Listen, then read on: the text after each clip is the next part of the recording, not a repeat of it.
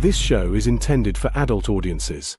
You know, people with bills, backaches, responsibilities, and a functioning sense of humor. It contains strong language, stronger opinions, and the kind of jokes that might send the emotionally fragile into a full-blown meltdown. If you're easily offended, perpetually outraged, or think words are violence, this is your cue to clutch your pearls, grab a blankie, and sprint to your nearest safe space. Or, you know, just get in the sea. We won't miss you. For everyone else, buckle up and let's have some laughs. Rated D for dickhead. You are coping and seething. You just can't accept what you're seeing. Yes, you're coping and seething. The truth it is scalding, and now you are molding and coping so hard. Coping and seething. Hello, you dirty little boys. Are you interested in my body? I'm gonna come. Nice tits. A real set of badonkers. Packing some Doban hunkeros, Baghanaga hooks, humongous hungalamga no logangas.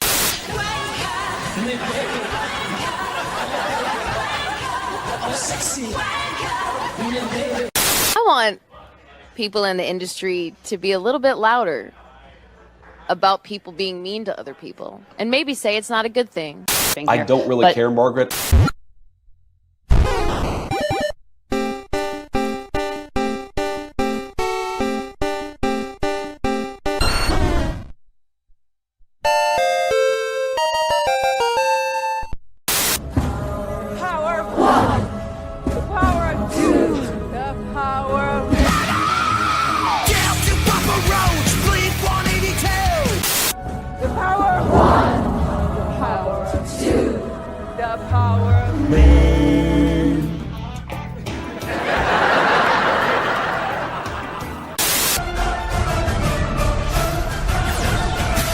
Hello. I'm off. Basically, run.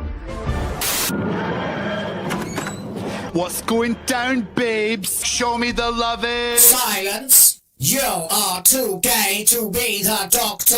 I'm wonderful, and I'm the most amazing person in the universe. Exterminate!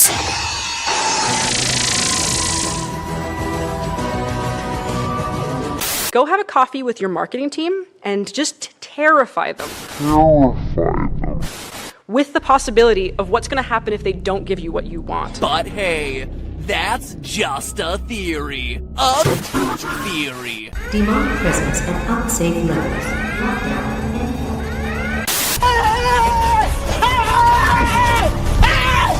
Why are you running? Let's take some dope. I am like, I have had hallucinations on weed before. if I get that high, Them babies, Alyssa. Disabilities. I wanted to finish Elden Ring, goddammit. He's a piece of shit. They don't know what the fuck they're doing. They don't know what the fuck they're doing. the reason why DEI was put in place in the first place is incredibly disingenuous racism and sexism, people being discriminated against. This was put in place to try and disillusion young dudes. White men or straight people. Someone's getting a job over them that doesn't deserve it. People are missing out on jobs that deserve it more than a person who's getting it because they're a woman or because they're black. But these people are making a lot of money, print money, cash, money, well, capitalism, raise a bunch of money, more money, heaps and heaps of. I'm afraid I've got some bad news. Bad news.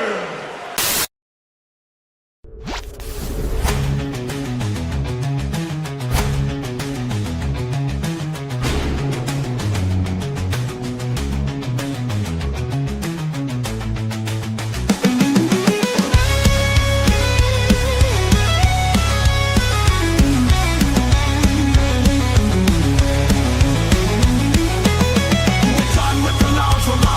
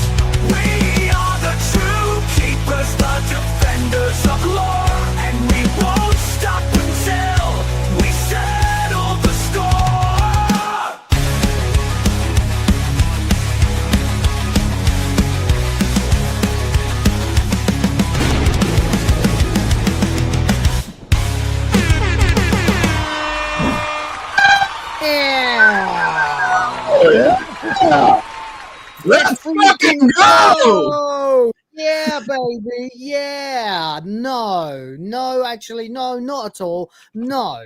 What the freaking hell is going on with Cloudflare right now? They are felting the hell out of absolutely everybody because not only is X affected by Cloudflare apparently having been attacked or something, I don't know what the hell is going on.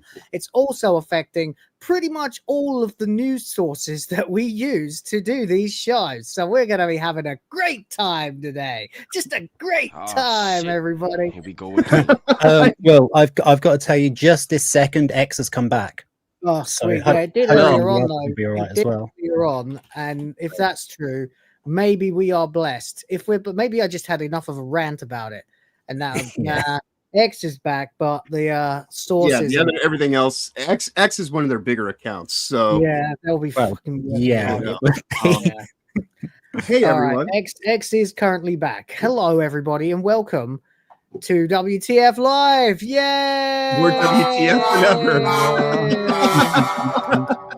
Well, at least I can share the stream now. Yeah, okay. So as it stands right now, Cloudflare status.com has got I'm going to just do this before we get into the actual show because there's a lot of people who have been talking about it. So the Cloudflare global network is experiencing issues. They are continuing on working on restoring service.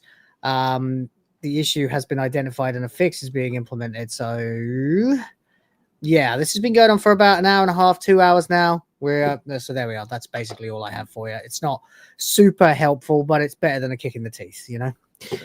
So that's what's up. I don't know if there's nefarious reasons for it. Maybe someone attacked them or something. I genuinely don't know. According to this is going to be a source that I wouldn't normally use, but at least they're up.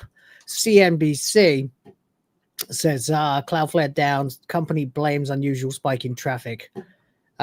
So I don't really know if it's ChatGPT, Shopify.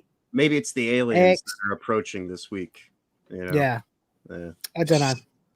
But I know that my wife was using ChatGPT downstairs, and suddenly she texted me that she couldn't get into it, and that was the same time the X went down for me. And I should have probably realized at that point that it was bigger than just me. But you know, I did all the usual shit like restarting and fucking with my IP, and I thought it might be a DDoS, but I don't know that there'd be anyone who could. I mean, can you DDoS X? I suppose you can, but I think they have multiple data centers, so that would be a very, very difficult thing to do. So if you DDoS Cloudflare, I don't know. But Cloudflare would be one of the weakest links in the chains of the internet. Yeah, and there's a kill switch in Texas that'll destroy most of the internet in the United States. Well, let's hope that doesn't happen, eh? Right. Especially with all the freaks running around trying to get their way about everything. They've been completely felted lately, though. I mean, it's not just in politics, though. Like, they've lost in everything so far this year. It's been really quite a trouncing. The only victory that they think they've had is that they've got themselves a communist mayor in New York, but even he can't get anything done because his ideas are completely insane. So there's that. Okay, then, chat. Sorry for the rant at the beginning of the show. Let's reset and let's just draw a line under everything that's happened so far. And here we go. Welcome to WTF Live. Yeah! Woo! Boys of the fans! Boys of the fans. Yeah, baby. And theoretically, we've got a great show for you today if we can get to the sources. If not, I'll have to find some alternative. We've got all kinds of crazy cool stuff happening, from the photos of the Zelda movie that are actually proving that it won't be as bad as I thought it might be, to Disney getting completely felted financially, to there's a bunch of other Disney news. There's some potentially huge updates coming for Final Fantasy 14. And, we might even have a little time for a David Tennant story or two. Rachel Zegler has apparently unfollowed Gal Gadot on social media, which is a stop the press moment, if you ask me. And, in the probably the best story I've seen all day, actually, even better than all of these, against my prediction, and I'm very happy to be wrong about this, Expedition 33 has been nominated for Game of the Year at the Game Awards, and Ghost of Yotei has not. Well, it seems like maybe they might even be learning something too. How relieved do you suppose Gal Gadot is right now? I'd imagine that that's like a weight being lifted off your shoulders, a bit like being blocked by Alyssa or JDA or someone like that, you know? Right. Just, oh, good. I don't have to worry about that idiot anymore. Great. Yeah. Speaking of Alyssa for a moment, the clip that you have in the intro now, can I get a copy of that? Because only because in the rare only because in the rare instance that if somebody drops like a big money donation or whatever, you know, she's like, give me $50, let's stick a wheel. Well, it's $50, isn't it? I was thinking of doing that for the $50 as well. Yeah, I was going to mention that to you, like, you know, I have one for the 50. That might actually. It's literally the Wiimote moment. Yeah. Right. It makes sense. It writes itself, really, doesn't it? I wanted a whole bunch of new clips for the intro. There were so many that are like really out of date now. We're still like looking at stuff from Captain Marvel and God, what was the other one? I don't know. There was some stuff on there that I just thought this isn't even fucking close to relevant anymore. So let's just update it a bit. So there we go. Expedition 33 has been nominated for lots of categories, which is fantastic. And there are some really weird snubs that have happened as well. Just bizarre snubs that we'll be getting into. But before we do all that, let's do some intros. John, what's going on with you? I've actually been productive. I woke up at like 3 a.m. Yesterday. Nice. Yesterday was day off, obviously, after we got done doing some Jackbox games. I should have gone to the store, but then I ended up getting caught up in some stuff, and then I got to a point in the night where I was like, you know, I've done a whole bunch of nothing today. I really need to get this work done, so I'm going to try to do that. And then I realized like couldn't really do it because of technical issues, because, you know, everybody's having technical issues one way or another. And so I had to turn on the laptop that's got the grinding fan that's just annoying as fuck. And so I was like, well, that's going to be nothing that I want to deal with. So I decided to just go to sleep and let it just copy everything over from one drive over to the other. And then I managed to wake up a few minutes before it finished and decided that I would go and take care of all the work that I meant to do yesterday. As soon as I had the opportunity, and I did. And then I even had another job drop, and they're like, hey, can you do this thing for me, like really quick? I'll pay you right now. It's like, well, yeah, Dad, do it. That's it. You know, so yeah, I've actually been productive today. So I can't complain about much of anything at the moment, other than the state of just the internet in general being fucked by Cloudflare, but that didn't affect me. So woo! So yeah, with that said, let's fucking go. Let's fucking go. Yes, indeed. Thank you very much, John. Rhoda, what's going on with you? You sound a lot better today than you did yesterday. Yeah, I'm far less sick than I was yesterday. I've only been home from work an hour. I managed to do my whole shift, so that was cool. First 5 hours I felt like absolute shite, and then about 11 o'clock I started to feel okay. So yeah. Yeah, that's much better. As far as the Guardian goes, we're going to have to assume that no news is good news, because the night shift threw away the newspapers before I got there. So... Down it. Yeah, and I had a really, really interesting moment with my channel. Oh yeah, I say interesting. You're going to laugh at this. We were doing a stream and like reacting to some news articles. Okay, right. I think I DM'd you this, but you might not have got it because of the fuckery with X. And basically, we were reacting to this news article, and the news site we were watching covered something about SNL. So Saturday Night Live. Yeah. I did read that. Yeah, I saw something like that. But go ahead, finish your story. Yeah. So it was like Sky News Australia we were watching, and they did a segment about something that had happened on SNL. Some comedian had said something rude or something. I don't know. Okay. I can't remember now, because that's not the point of the story. So they were absolutely fine with us using their content. I've heard nothing from Sky News Australia whatsoever. You never will. They're based. No. Yeah. SNL copyright claimed us. for a news article that wasn't ours. So hold on a minute. So did you at any point watch a clip of Saturday Night Live? I only in the context of it played on the news program. It still had all the banners and things from Sky News Australia all over it. Wow. Yeah. That is that's absolutely something you can dispute. That is that's absolutely so transformative. And you're Yeah. not even the one responsible for it. So they're fucked on that one. There's that no is way. that is some petty behavior though. You can dispute that all the way to the threat of a lawsuit if you want. They will not sue you over that because they know they're fucking wrong. Just keep pushing it. Fuck them. Absolute dicks, man. These companies take the royal piss with copyright these days. The absolute cheek of it. I mean, what did they lay copyright claim the news site as well, or they just thought, probably not, but because the way the algorithm works is, I think it weights certain channels, and if you are a smaller channel. And you don't have something like, obviously, even if you use a news clip, because YouTube's run by robots. If they catch anything, then they'll fucking just let the other people do an autoclaim. And if that's best case scenario. Worst case scenario is it was someone petty enough at NBC or Saturday Night Live in the actual production that's like, well, this is bad press. Fuck these people. Like, you got to keep this, under wraps. Get fucked. Yeah. So, well, I don't know what the fuck's going on at the moment. The Nintendo are the worst. BBC are the worst. SNL have always been the worst. I reacted to some scenes from their 50th anniversary. Oh no, 50 year.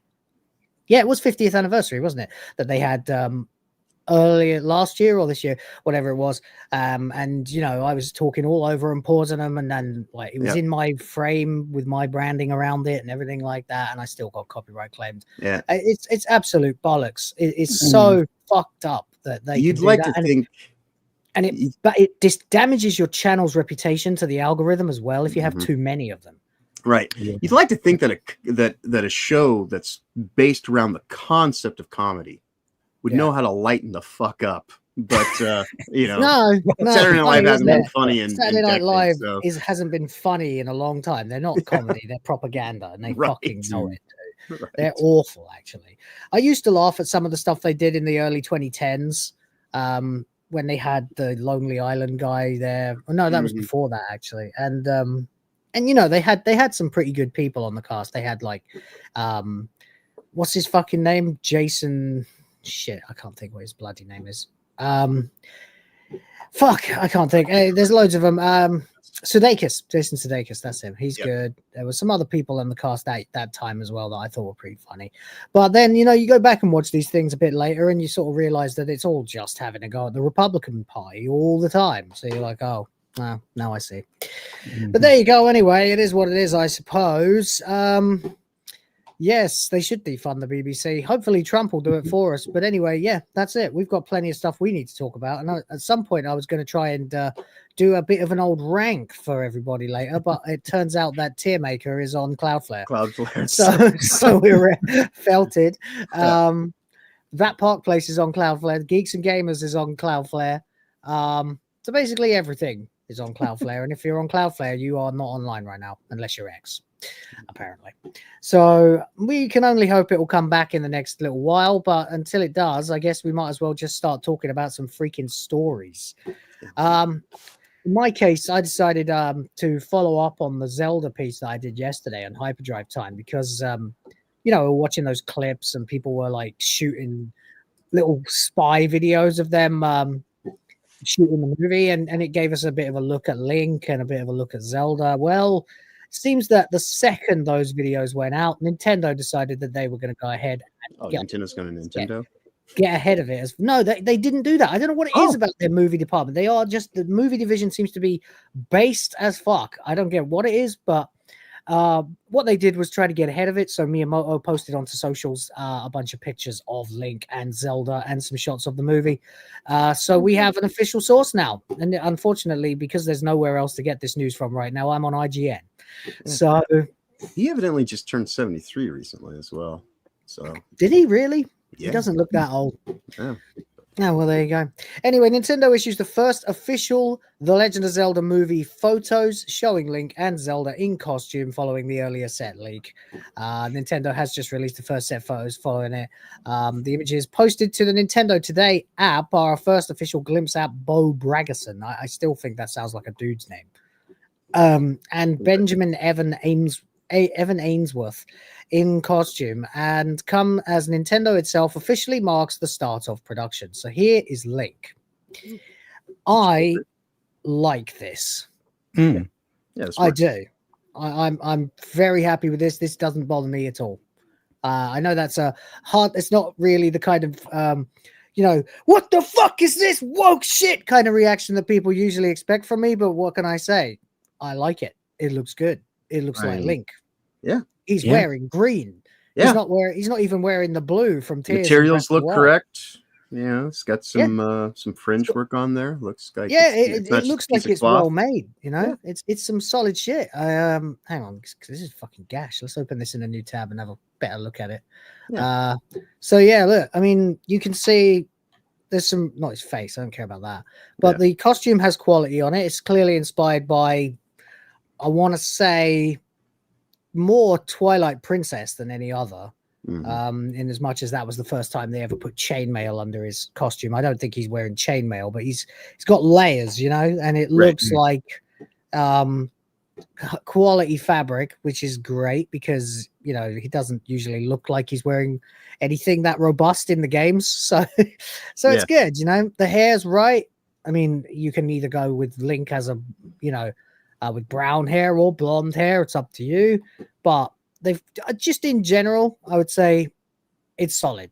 He looks like he could be mid-teens trying to save the world.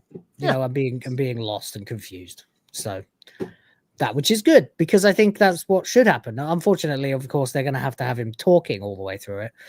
But that worked in the manga, so I guess it will work in the movies.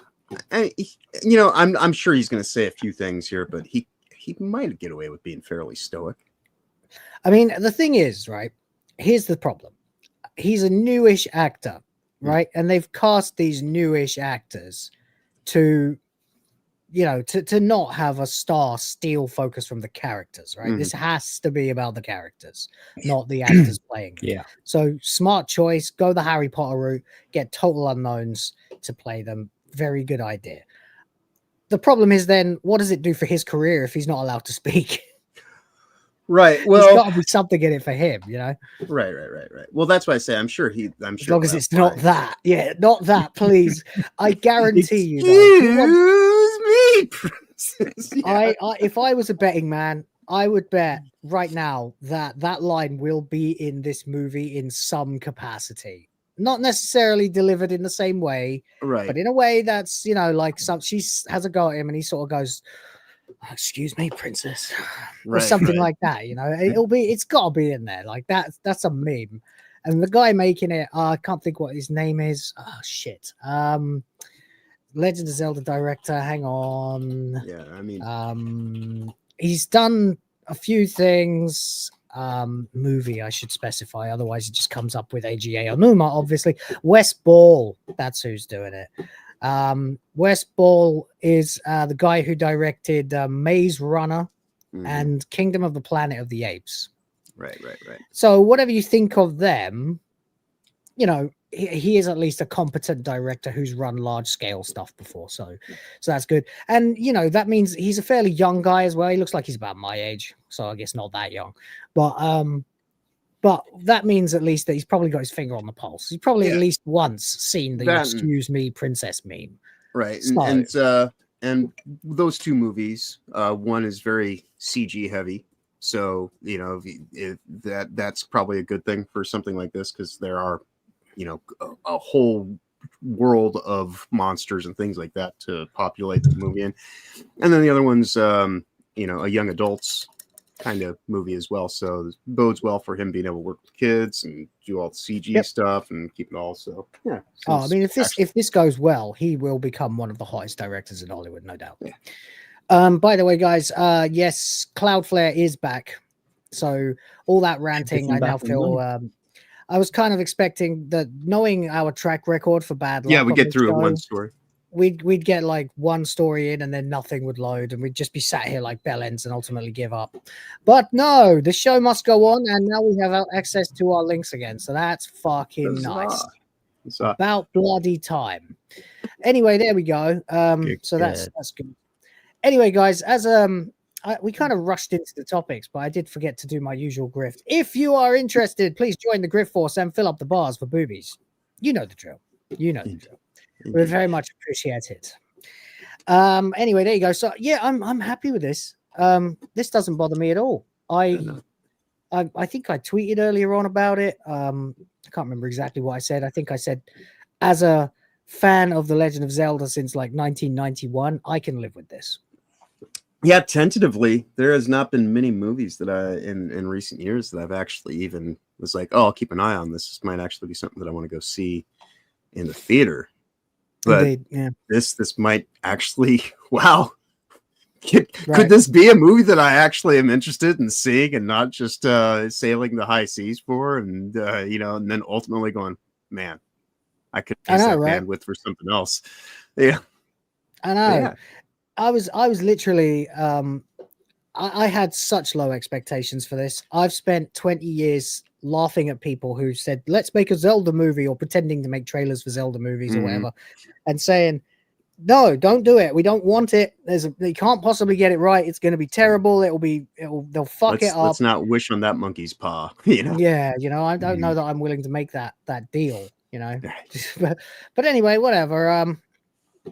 It is what it is. It exists. And I'm very happy to report that so far, I like everything I've seen. The other cool thing about this is, so it's Nintendo, obviously, but it's also Sony.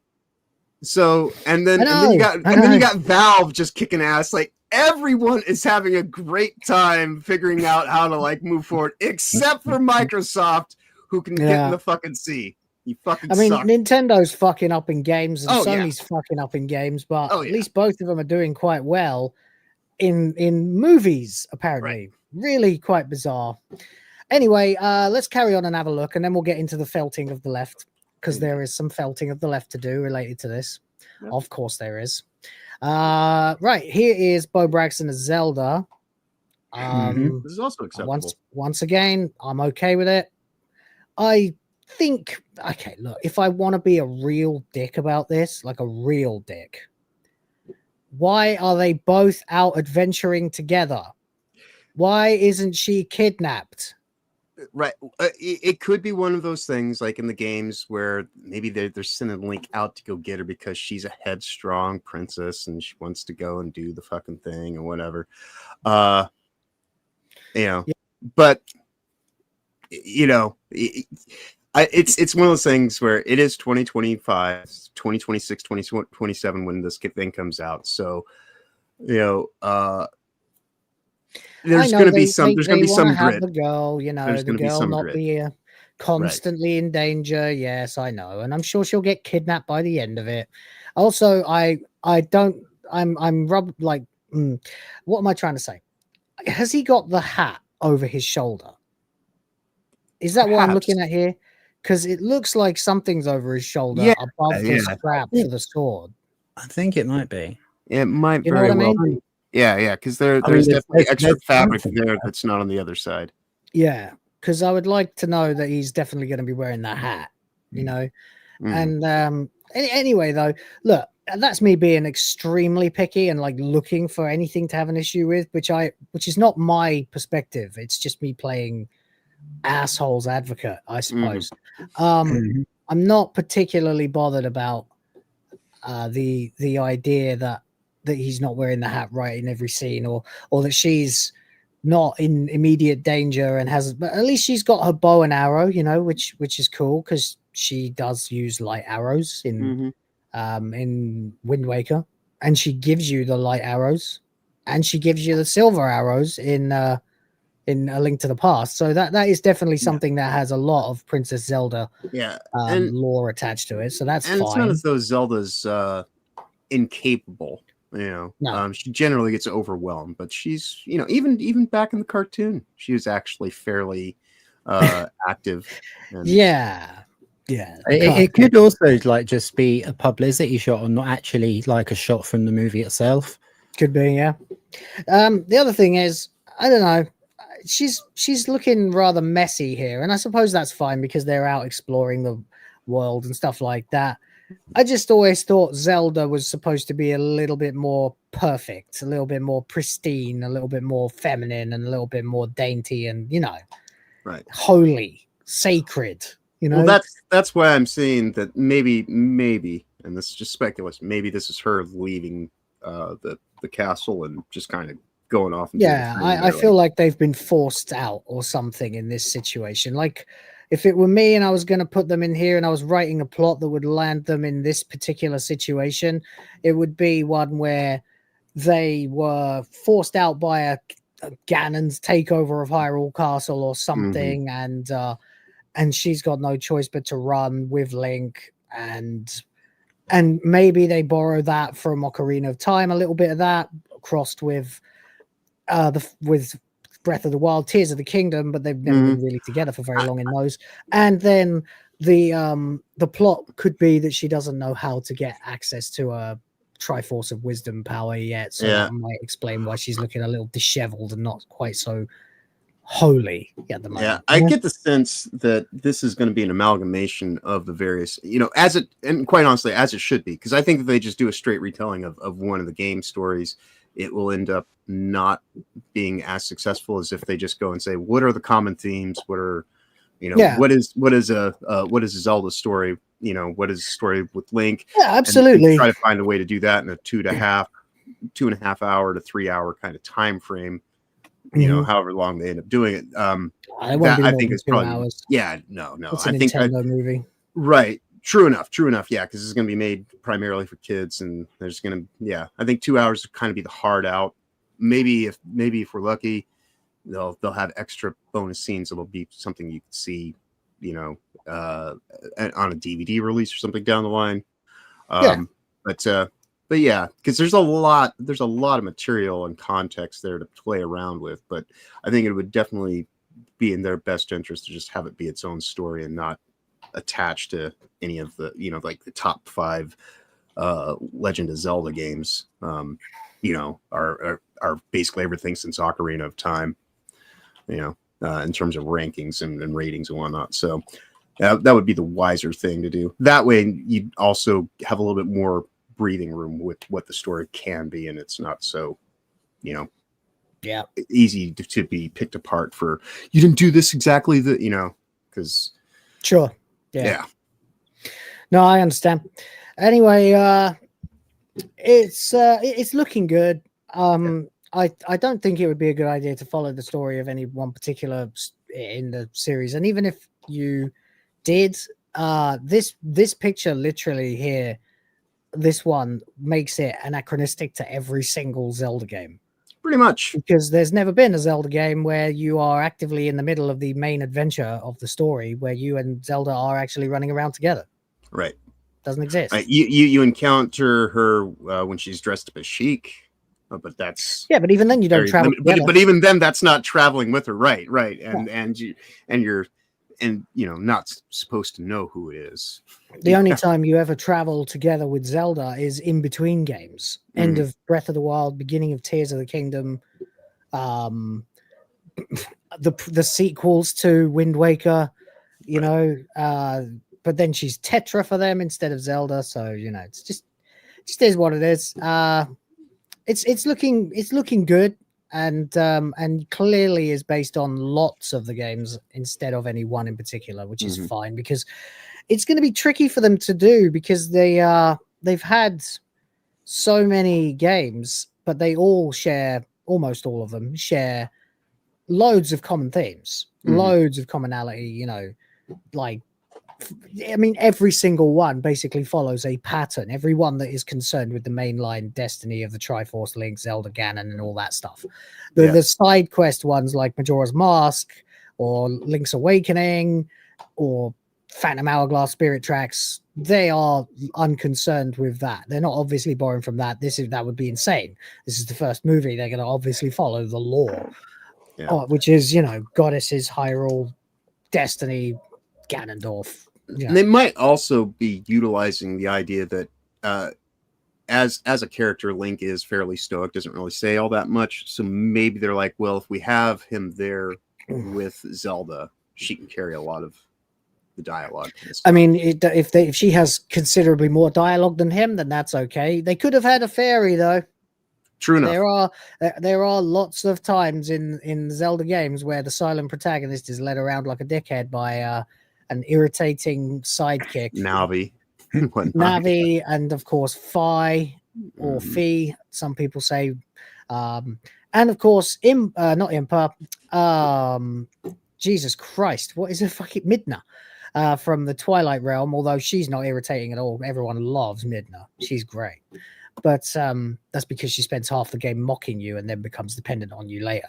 So there we go.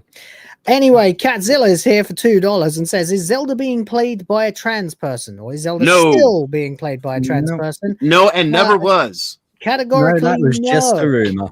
Yeah. So what that was, as it appears, and that you can't be absolutely certain about these things because no one will ever tell you the fucking truth. And unless Tulsi Gabbard wants to investigate, I don't think we ever will find out because she seems to be the only person who's any good at investigations right now in the world. But no, what happened? Well, Impa apparently is in it. We in the shots that I showed yesterday in Hyperdrive Time, there were some faraway shots of from people, just randos in the bushes shooting, and you saw Zelda dressed like this, standing in a forest clearing with a couple of horses. One of them looked like Epona, and there was a woman with silver hair giving a sword to Zelda or Link or whomever it was. So Impa, I think, is in it. Looks like Impa anyway.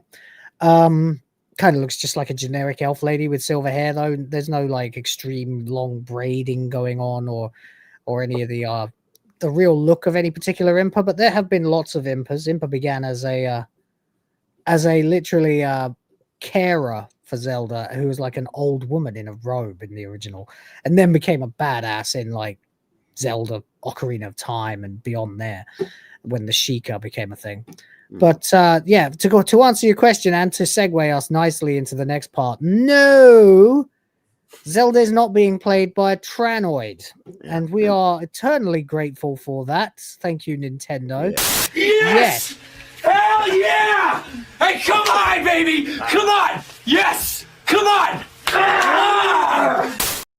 Yeah, and I'm fairly certain that was a never was kind of situation. Yes, that exactly. What it was, trying to float a balloon. Exactly. What it was Hunter Schafer, a Tranoid,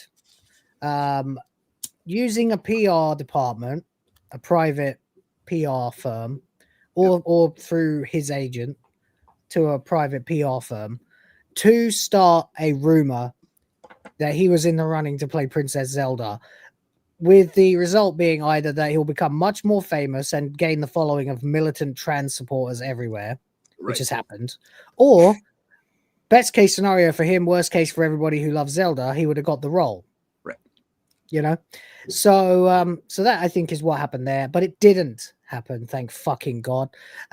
Instead, no, the girl we can see here in the picture, Bo Bragason, is playing Zelda, which is fine. You got a couple of teenagers playing them, you know. And oddly enough, that little stunt actually has done more positive for this production, in the fact that it just came out as an outright just no.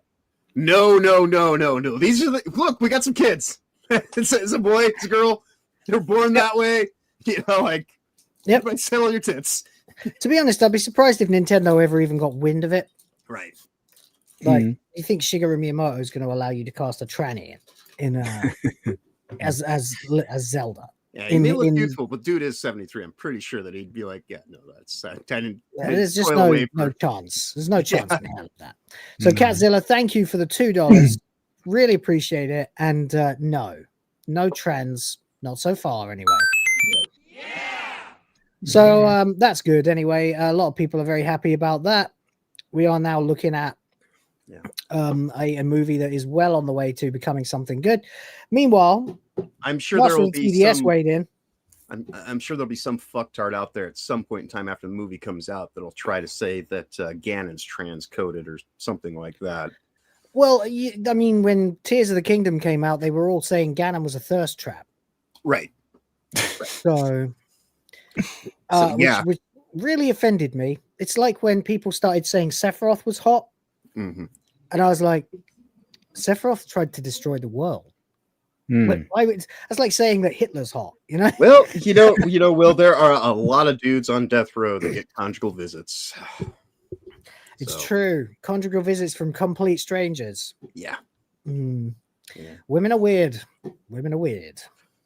Anyway, so Master of the TDS said, now that we've seen both the official teaser and the lead set photos from the live-action Legends of Zelda movie, the Hunter Schafer Brigade has come crawling back out of the woodwork. The they-thems are still furious that Hunter Schafer isn't playing Zelda, even though Hunter was never actually in the running, despite the rumors, and is a biological male being demanded for a female role.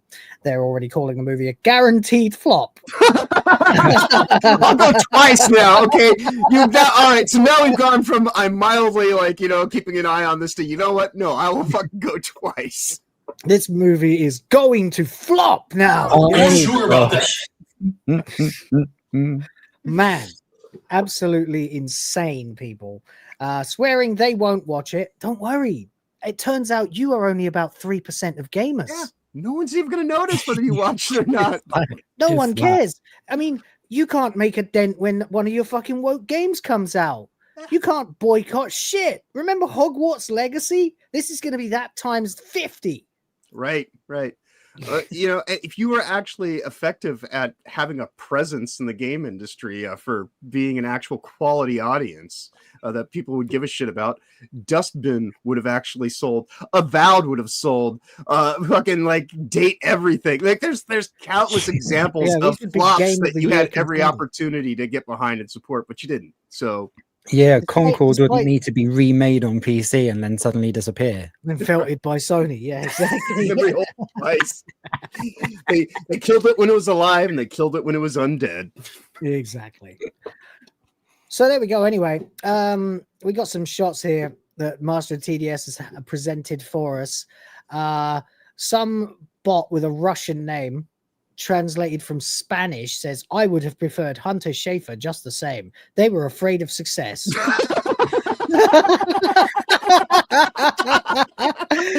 have any idea how many millions upon millions upon millions of people would never have gone to see this if you cast a trans Zelda? Right. No one wants to see the legend of fucking trans Zelda. No one. MQS at Lucky Escape Pod says Hunter Schafer deserved this role. Why? Why did Hunter Schafer deserve the role? Nobody deserves anything. Because you think this person shot from certain angles with certain lighting resembles Princess Zelda. You think that. Right. You happen to think that. Maybe in your head canon, the legend of Zelda is that she has a penis, but no. That's not the case. That is a man. That's yeah, a man, they could have got Goldie Looking Chain to do the theme and your Zelda's got a penis. Fucking hell, I haven't thought about Goldie Looking Chain for at least 20 years, Rhoda, but okay, thanks, man. I don't think they have they? No, probably not. They probably can't remember it. But anyway, no, I think actually what we'll do is we'll take our victories where we can, and we'll stick with this one. Thank you, with the female face, as opposed to this abomination, right? That doesn't look anything like Princess Zelda, unless you grease down the hair and slick it and style it in that exact way. Yeah, just looks like an emaciated dude. Yeah, and by the way, the way you look, regardless of what the left might think, does not entitle you to anything. Right. This is the core concept of their entire fucking conceit. They think that your identity and appearance should equate to rewards or punishment or success or failure in this world. Well, this is what that Ruby Rose bullshit was the other day. I'm gay, so clearly I should be getting the role of a gay. It's called acting, fucker. You don't actually have to do anything, be the thing. That's the conceit of this identity politics bullshit, is that only if it is the most narcissistic kind of just delusion that the only way that anyone can speak to the human condition is if they are exactly the thing to begin with. That undermines the entire concept of what storytelling is even supposed to be about. Yeah. Yeah, like let's remake Titanic with 150-year-old survivors. Right. Exactly. It's fucking bonkers, isn't it? Absolutely bonkers. Oh well, there we go. Anyway, it is what it is, I suppose. Yeah. But no, it's there we go. I'm glad they went with like the actual physical actors route as well, rather than try to do a people are losing. Thank you for reminding me of that, because some people are losing their shit about that. There are so many people who still can't handle the fact that it's real live people. Oh, I think that's the best thing that you could do. I know. Instantly, some people said, "Okay, let's cast Hunter Schafer as Zelda." And while we're doing that, we might as well cast everybody else at the same time. So what we're going to do here is we're going to have Owen Wilson as Link. We're going to have I'm going to be a dad. Yeah, as Tingle, because of course. Might as well have Hunter Schafer as Zelda then, and why not Terry Crews as Navi? Hey, listen. The great Deku Tree has summoned you. That's right. You can't get in there without a sword, Link. You know, or some Old Spice. Yeah, or some Old Spice. That's it. God damn, he's got the Triforce power. Like, can you imagine that? Hello, hey, listen. You know, just. Oh well, I almost want to lay you a challenge to CGI up a scene based on those characters. With Terry Crews playing Navi. Oh, mate, maybe. I don't know. Let's see. If someone super chats enough, I'll do it. There we go. So anyway, yeah, here we go then. We got excuse me, another person here saying should have been Hunter Schafer. Oh god, what's happened to my voice? L for not cast Hunter Schafer. Yeah, that is not Hunter Schafer. No. Yeah, L is in lady. Yeah. Should have been Hunter Schafer for sure. Yeah. Listen, you little pricks. It's over. It's not happening. He's not playing fucking Zelda. Okay? It's not fucking happening. And furthermore, everything else you try to do is a complete and total L. That's the only L around here is L for left. Fuck off. Oh, it's over. They can't get a win in any area of life. Why would anyone cast this monster as to play fucking Princess Zelda? Absolutely absurd. Right. Anyway, there we go. We still haven't gotten over the fact that Hunter Schafer wasn't chosen. Hunter Schafer wasn't even considered. Right. Hunter who? You know? Nani? Says Shigeru Miyamoto. We wanted Hunter Schafer. Yeah, you did. Well, you know. Deal with it. Yeah. Want in one hand, shit me. You know, cope and seed along the way. Yeah. Cope and seed all you want. Hunter Schafer deserved the Zelda lead, mind you. Looking like that. Looks like Tilda Swinton on heroin. Right. You're talking about should have been Hunter Schafer. What are you on? They could have made it epic. They had Hunter Schafer. No, they didn't. They didn't want. They never had Hunter Schafer, and how would that make it epic? Epic fail? Maybe. Right. Then we got this person. Well, I say person. They have a picture of apparently what looks like a small rodent with a clown makeup on. It says, who are these people? Like, genuinely, where is Hunter Schafer? They went with unknowns. Yeah. To be fair, Hunter Schafer is unknown too. But they went with unknowns that actually have the biological sex that they're supposed to be playing. Do you know why? Because the overwhelming majority of humans on the planet would rather see that than Hunter goddamn motherfucking Schafer. Get fucking felted. Get wrecked. Get in the sea. My God. I think Hunter Schafer should have been Zelda. Nobody cares, mate. In my honest opinion, Zelda does not look like Zelda. They should have cast Hunter Schafer. What? Schafer? Because what the hell is this? What? Boo, where's Hunter Schafer? Hunter Schafer, you will get revenge. Hunter Schafer isn't in it, so I don't give a fuck. Okay, we won't miss you. Looks cheap. We wanted Hunter Schafer. Hunter Schafer looks cheap. Right. Hunter Schafer is Zelda, not this fake one. Yeah, Hunter Schafer would have been the better Zelda. What are you talking about? She looks fine, but it should have been Hunter Schafer. Oh, Hunter God. Schafer rumor allegedly linked to PR firm attached to actor, not Nintendo or Sony. Ha ha ha. Get in the sea. You are coping and seething. You just can't accept what you're seeing. Yes, you're coping and seething. The truth it is scalding, and now you are molding and coping so hard. Coping and seething. I'm very passionate about Zelda. You know, reminder, this is Hunter in photos that aren't deceptively staged. Right. And you know, here's the thing for the whole Troon Brigade that's out there trying to make light or make something out of this. Settle yourselves down. I'm sure you have some fucking hormone therapy that you have to make sure that you don't miss out on. So, you know, like don't spend all day crying about this. You have your own fucked up bullshit to deal with, you know.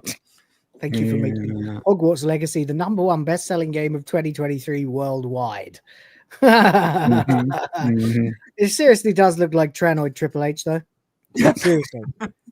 It really does look well. Back when he was the Blue Blood, I'd like to play Princess Zelda. I am the game. I'm Zelda. Come to be known here on in out. Cannon. Hunter Schlong.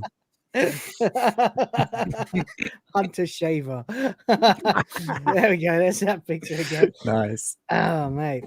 Since they've come out of the woodwork, so will this too. I am Zelda, Princess of Hyrule. She pretty. I am Zelda, Princess of Hyrule. Fuck! They fucking ruined it. They're back with us, Josh. It wasn't like this when I was a kid. My God, damn, man. Cry harder. Cry me a river, Chads.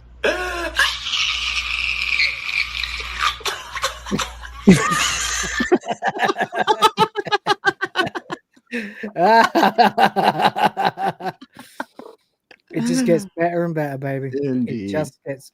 There are dozens of us. Dozens.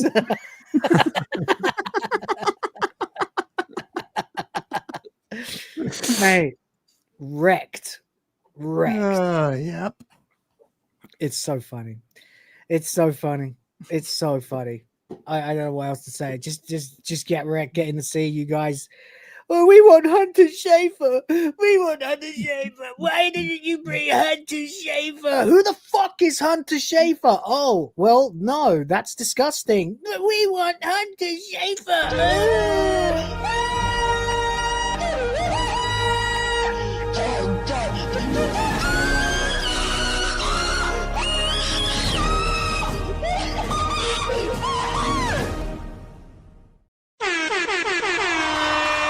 A win is a win. Yeah. This bar's not winning though. This bar is looking mighty cold and empty. How's about to fill it up, Chad? Huh? What about that? All right, let's move on. I like soup. Yeah. I like soup. Definitely.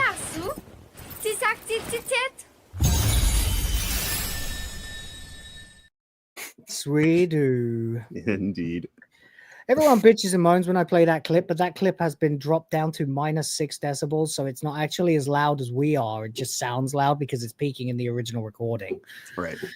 Ah, science. Anyway, let's move on. Let's move on.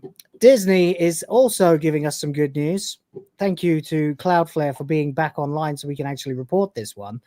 Disney's expenses explode in a new SEC filing revealing films aren't turning a profit. Oh no, you don't see. What happened? Pikachu Oh face. no, how terrible. What happened? Oh no. Oh, mate, Disney is fucked. You tell me now that films aren't turning a profit? I am shocked. It's almost as if your not so secret gay agenda completely backfired and undermined all that you were trying to get out of it. Backfire. I sure hope somebody picks up that phone. The what? Because I f***ing called it! Baby, I've been reporting on Disney for like 3.5 years at this point, and I've been following them for a lot longer before than that. And at this stage, I'd just like to say, ha ha ha ha ha! I fucking told you so. I've been watching. They lost $1 billion in 2023. They lost more than that in 2024, and they're probably going to lose more than that in 2025. Yep. Although, to be fair, they've put out far fewer movies this year than they did in 2024. I don't actually know how many like main tentpole releases like Disney actually has released in 2025. Well, I suppose. Well, at least Nintendo and Sony aren't releasing a tentpole. Yeah. Right. Well, I suppose that will shore up their losses, that they are putting out less failures of movies, but they've yet to actually figure out how to make something that's worth, They're banking it all. I mean, Lilo and Stitch made money. Right. But let's see. We've got Elio. Don't know what that is, but it didn't do very well. It was going to be some kind of gay whatever, and then they changed their mind at the last minute because they were realizing that at that point in time already that, oh yeah, we can't do this and make money. And if it gets the taint on it, even if you try to take it out, people still don't show up. So yeah, but yeah, that's what that was. Well, there you go. Then we've got Tron Ares. Ugh. Complete bomb. Fantastic Four First Steps, pretty much a bomb. Flop, certainly. Snow White, humiliating, like completely and totally just absolute nuclear disaster of a catastrophe. Made less money, made more or less the same amount of money as the Marvels on a budget that must have exceeded 450 million, plus marketing. $500 million gone on that easily. Thunderbolts, more or less the same. They had to rename it to New Avengers, and it did no better. Zootopia 2, is that out?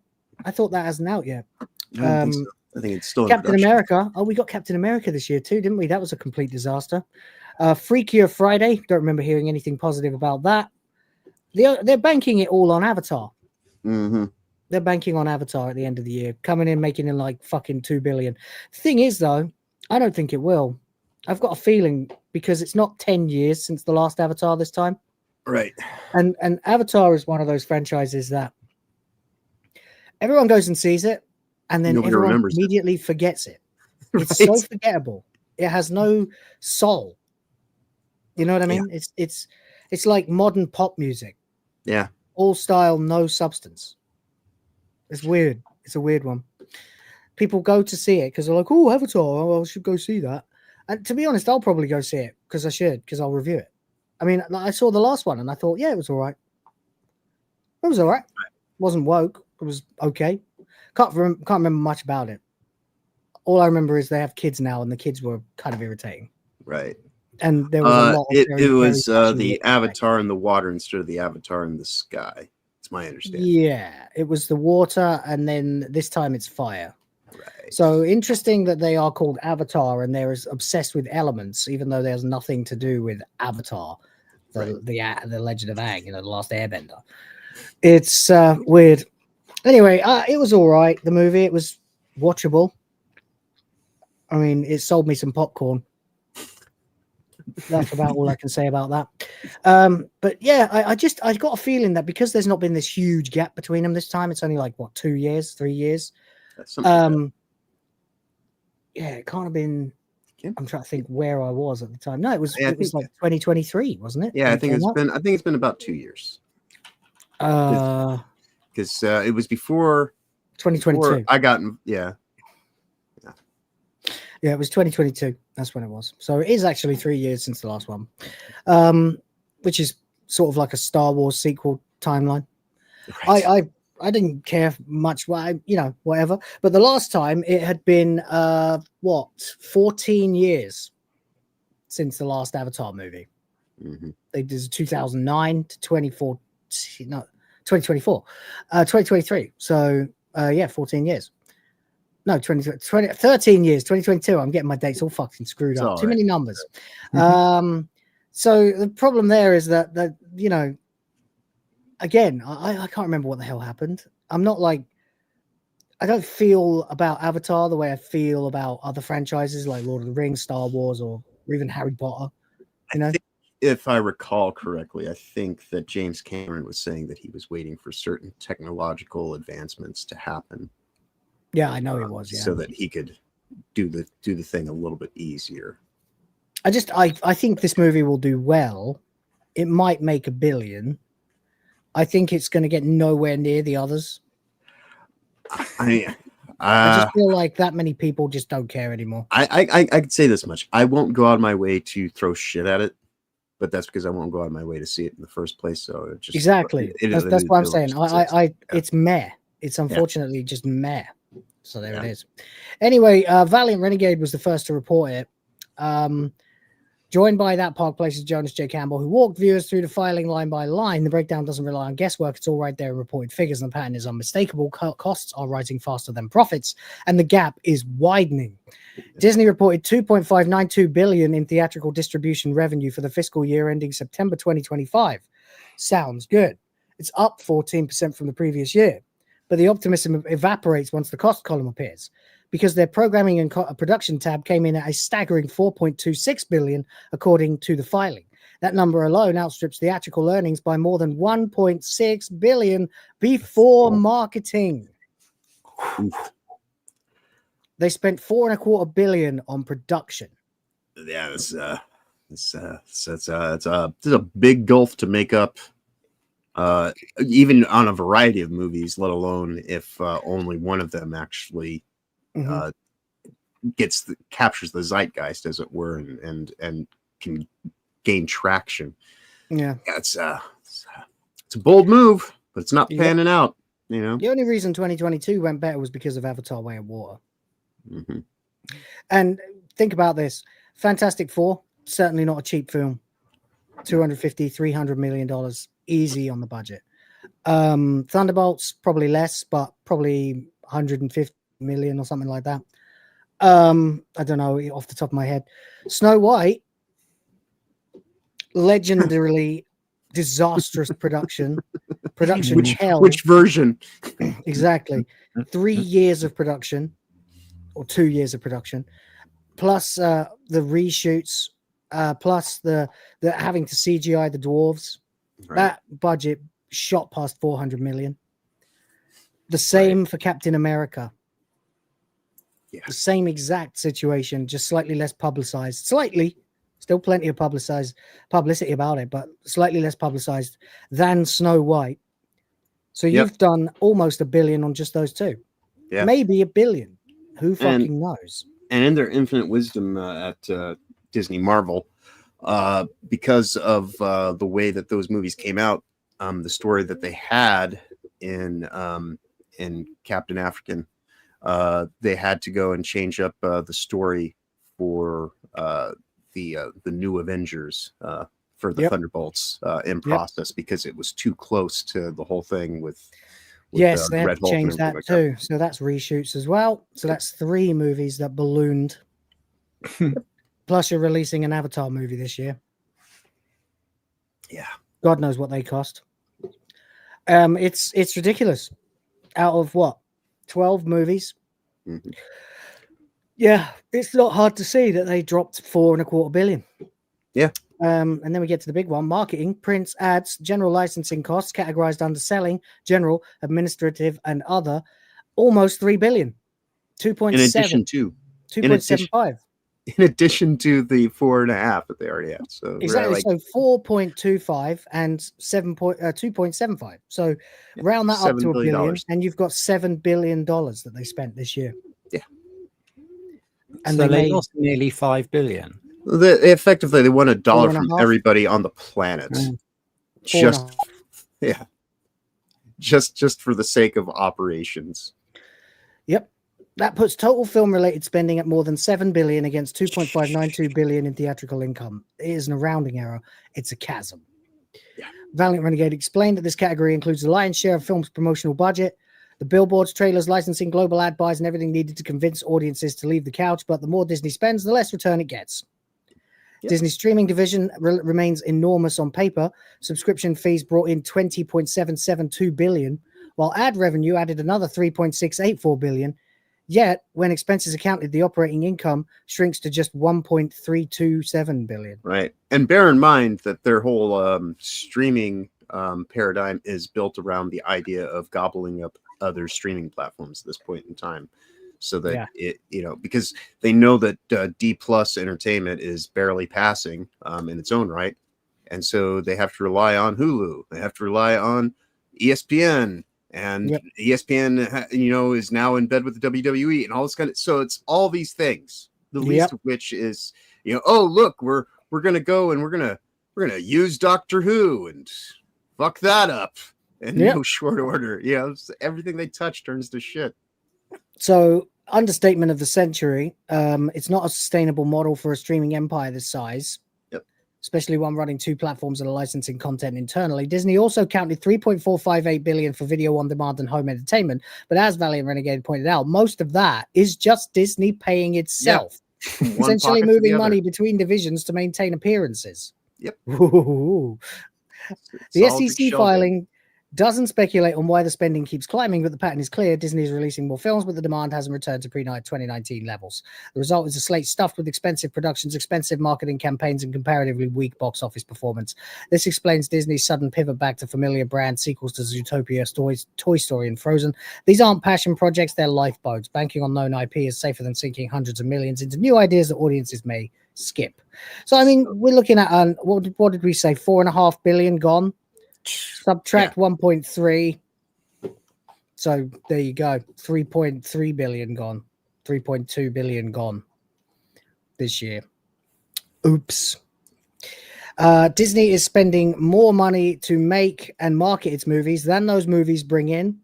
Streaming revenue is large but squeezed by equally massive expenses. Disney expenses keep accelerating year after year, even as theatrical recovery stalls. The company now relies on brand recycling to minimize financial exposure.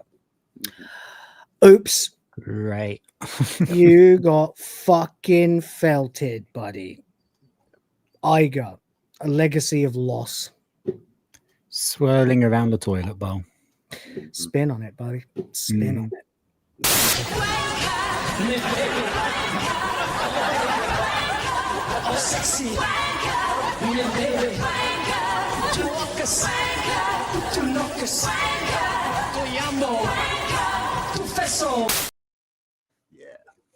And it gets worse. The Moana live action trailer and poster are Friends of the Ocean. So they can get you may be wondering easier. What that means. So we now have a live action Moana. They're now doing live action remakes of 10-year-old movies. Right. And the trailer is really just a shot for shot comparison. They're just recreations of, dare I say, classic scenes from Moana. Anyway, this morning Disney released a trailer and a poster for the live action remake of Moana. Here's something you might not have considered yet. Hang on. Let me just refresh this quickly. Yeah. While you're doing that, I will just say that it's gone up. The Rock is nowhere near as bankable as he used to be. So. Well, you would have thought that Moana is one of the most popular franchises that they've got at the moment. It's one of the only successes they've had in the last decade. Oh. The Rock was a bankable star, and at one point, wait. At one point, you would have been able to say this would probably do quite well as a teaser, certainly a lot better than Snow White. Unfortunately, well, how can I put this without sounding like too much of an absolute prick? I'm afraid I've got some bad news for you. Ratioed. Yes, we have 29,000 likes on the trailer, 47,000 dislikes. That is almost, in fact, it is more than a 2-to-1 ratio of dislike to like. Yeah. Interesting though. I don't know what The Rock looks like right now, but he shrank. Oh yeah, yeah. He is now the Pebble. As, he shrank down to like a normal sized man. Right. And it's weird because he hasn't appeared on WWE in a while. Right. Last time he did was at Elimination Chamber. Right. And then that was supposed to be the setup for the WrestleMania stuff, and then it completely stalled out. Snubbed WrestleMania. Right. And decided that he was going to go be a serious actor. And get all get all the accolades, and then he turned into this accountant right here. And that turned out about as well as anybody would expect. And so he is probably right about now ingesting a whole bunch of anabolic steroids and pancakes. So just to clarify here, The Rock in March, was it March? I think it was March. Let me just double check this. WrestleMania? Yeah. No, Elimination Chamber. Oh, Elimination Chamber. Place on March 1st. Yeah. March, and that's then convenient. The end of April was that is very convenient because hang on. The Rock looking like this was published September 1st on page 6. Yeah. So exactly 6 months later. It's all natural. That is an incredible weight loss. Right. You can't see it, but that shirt is actually filled up with his loose skin. Right.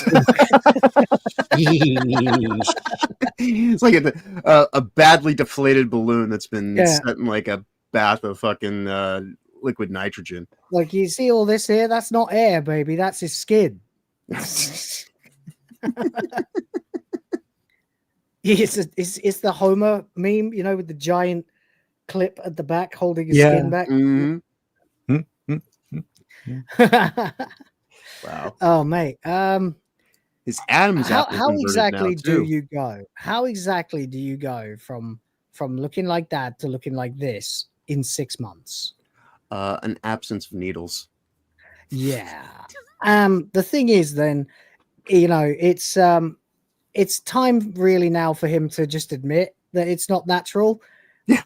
Because you know, like all the nutritionists were calling him on his bullshit 2 years ago. Oh yeah.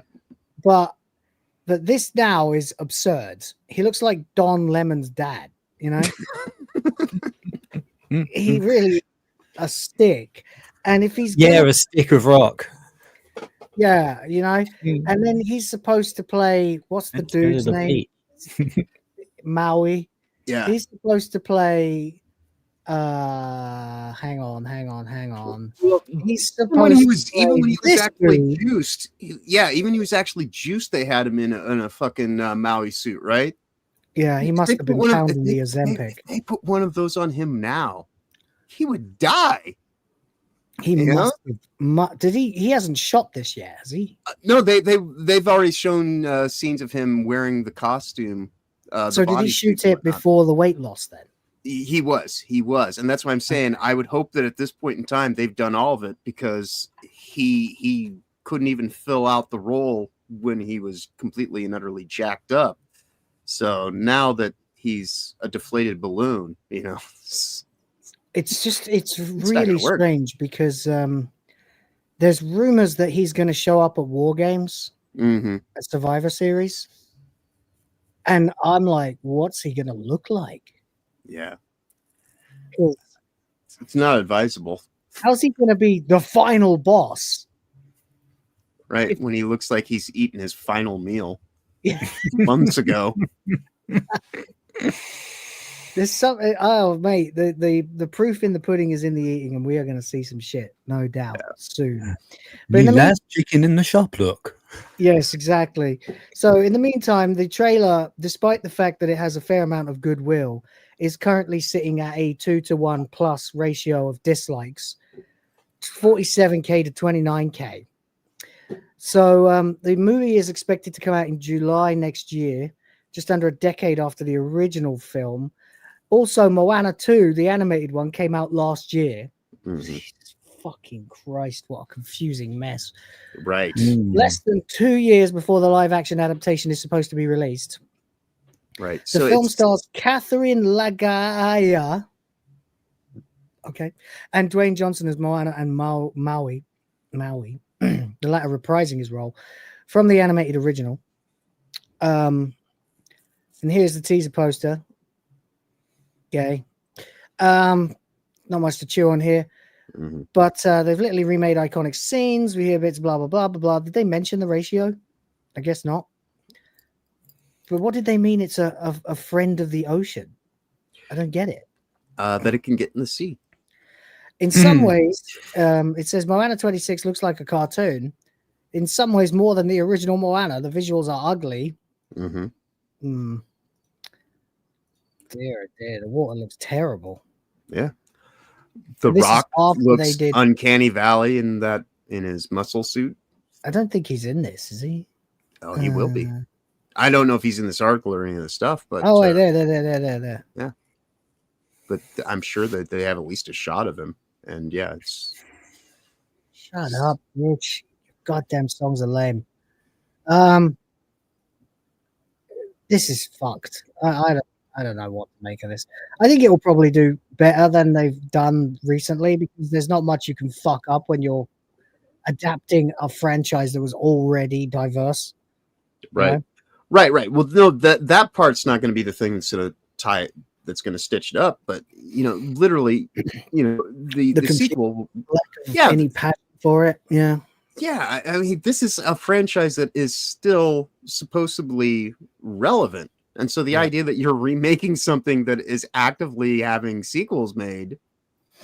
And apparently the water effects look worse than they did originally.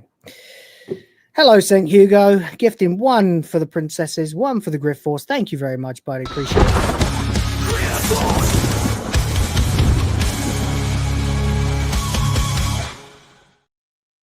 Bringing us up to what, 29? But we are nowhere near getting boobies today. Nowhere. You know how these things go. It could all change in an instant. It could all change in a minute. Yeah. Oh, well, whatever. Anyway, so there you go. Disney fucking wrecked. Getting wrecked left, right, and center at the moment. It's not looking good for them at all. It's not at all. Yep. And I'm anyway. Oh yeah, I mean I'm hyped for that too, I'm definitely hyped for that. But there you go. Anyway, we are currently looking at a situation where Disney is literally in danger of whether it's an existential threat at this point. Yeah, the only thing they've got going for them is the way that our current American government is structured is it socializes losses and privatizes profits for a lot of large corporations. So when you talk about there's welfare queens on both ends of the economic spectrum here in this country, and it's everybody who's in between those two extremes that kind of gets nothing. But yeah, if they didn't have that going for them, this would be a very rough time, and they would actually have to be accountable. But instead, they're just going to continue to gobble up smaller entities and just get kickback money. Yep.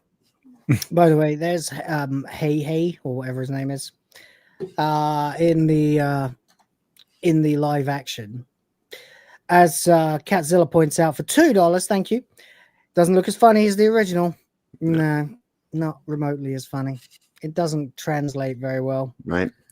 I mean, the uncanny valley of trying to do things naturalistically, because this is still animated. It's more natural and based on realism. And again, that's not the way to immersive kind of storytelling, things like that. So this doesn't help. Yeah. Yeah. Well, I mean, the fact that you've got this thing in a setting with real people. Right. Right. Is which is exactly what I meant about the Zelda movie. I'm glad we've gone with real people and not trying to do something like this. I forgot to bring that up, actually. I did have a tweet about that earlier. People have been saying, well, what's going to happen when they come around to doing the crossover movies? What about when we have the Smash Bros movie, which everyone has already decided is definitely a thing. Right. By the way, I hope it is. It would probably be cool, as long as they follow Subspace Emissary and none of the others. But at the end of the day, I think the people who are going, but they're real actors. How are they going to interact with CGI? It's like, have you never seen Who Framed Roger Rabbit? Right. And also there is this aspect too. Everything Link is CGI now. Right. Link exists in parallel dimensions of the story. They're links in a chain, right? So just because you tell them this story of Link doesn't mean that it has to actually be You can't have connected another to- Link. Yeah. Right. Quite literally Would have be to. weird though. It would be, but you know what? That's probably like a good 5 I to don't 6 think years I don't off. think they would do that to the movie, but yeah, you're technically correct. But I don't think they would do it. I think you just have live action mixed in with fucking CGI. They'll do other franchises that'll be live action too. I don't think they'll do like a CGI Metroid, for example. Possible, right. But my thought being, all right, so this movie does well. They do another one. They do another one. These kids get to their mid to upper 20s at a certain point in time. It's going to be like, well, can you still do the voice? We'll just, you don't want to be in. It's kind of like Stranger Things 5 right now. I got all these characters supposed to be in high school that are 30, and it just doesn't work. That's weird, isn't it? Right. I know it is weird. The guy who's playing Link, Benjamin Evan Ainsworth, he's 17. 17, yeah. Which is the actual age that Link usually is. So. Right. Whereas the Bo Bragason woman, I think she's 18 or 19. 21. 21. Ah, even better. Yeah. Good. So No, I was gonna say even better because I was like, yeah, she's a good-looking chick, Even better, she's legal. All right. Exactly. We know what you mean. We know. We know what you mean, John. We all know what you mean. Fuck you.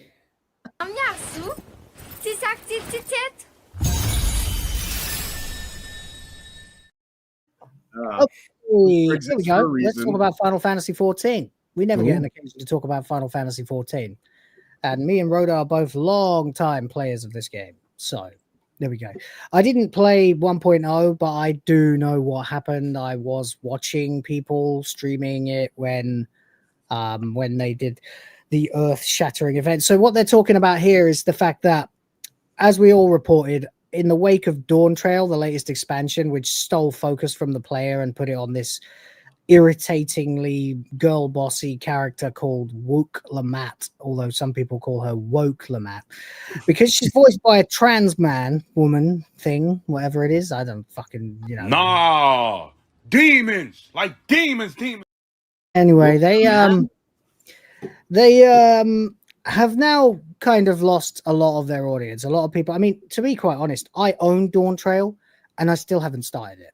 I'm still in the interim patch quests that they add. Like, they usually between major expansions in this game, they'll do 5 mini addendums to it, like sort of an end game for that particular expansion, and you'll get 5 little extra story developments that will, by the end of them, lead into the next expansion. So the story is seamless. So I'm still in like the 3rd or 4th out of 5 patches in between Endwalker and Dawn Trail. And given that Endwalker ended the way it did, which was spectacular, and Dawn Trail seems to have just sort of gone, just piss off and explore, and you're not important. And of course, there is a moment when Wook Lamat literally jumps in to stop a raid boss that has destroyed 8 of characters like yours, which are all the Warrior of Light. So 8 Warriors of Light at like level 100, like getting destroyed, and this one fucking character springs up and saves the day. It's cringe, man. Yeah, I haven't got it. I haven't got to it yet either. I think that's just going to be one that I'll just have to just bang, get through it. I want to play the classes. I want to do the class quests, but I'm also a little bit fed up of just playing it by myself. I wanted to play it with other people. So, I mean, if it was something we could do as like a Discord server-wide thing where lots of people would start the game and play, because you can now play the entire original main story quest for free before you ever have to pay for a subscription or anything, I think. It's pretty great. There's a lot for people who want to play it. We could do that. Would certainly get me back into it. But we've got a lot going on at the moment anyway. It's something for the future, maybe. But I'd certainly do it. Yoshida, who is the guy who came in and saved the game, because there's a lot of history. When the game first came out, 1.0, it was barely there's a long story about it. Square had completely ignored all advice that the MMO genre had drastically moved on since the days of Final Fantasy XI. WoW was a thing. It was in full swing. Everything was trying to be like WoW. Even games like Guild Wars were just basically diet WoW. This is the way it went. And then Final Fantasy XIV came out and was like a throwback, and it was broken. And you couldn't, like, the animations took 10 seconds for you to swing your fucking sword. It was cringe. It was awful. Maps were broken. There was virtually no support. There was hardly any social aspect to it, and you just ended up doing dailies around and around and around forever and ever and ever, and it was boring.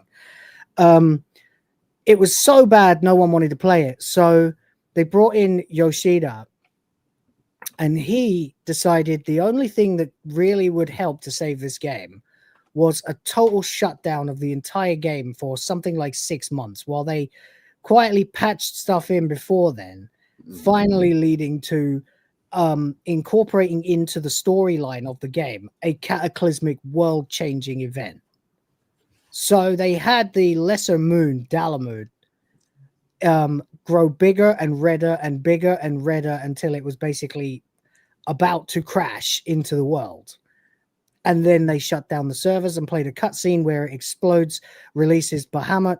Bahamut fucking lays waste to everything, and your characters are all saved by what was his name?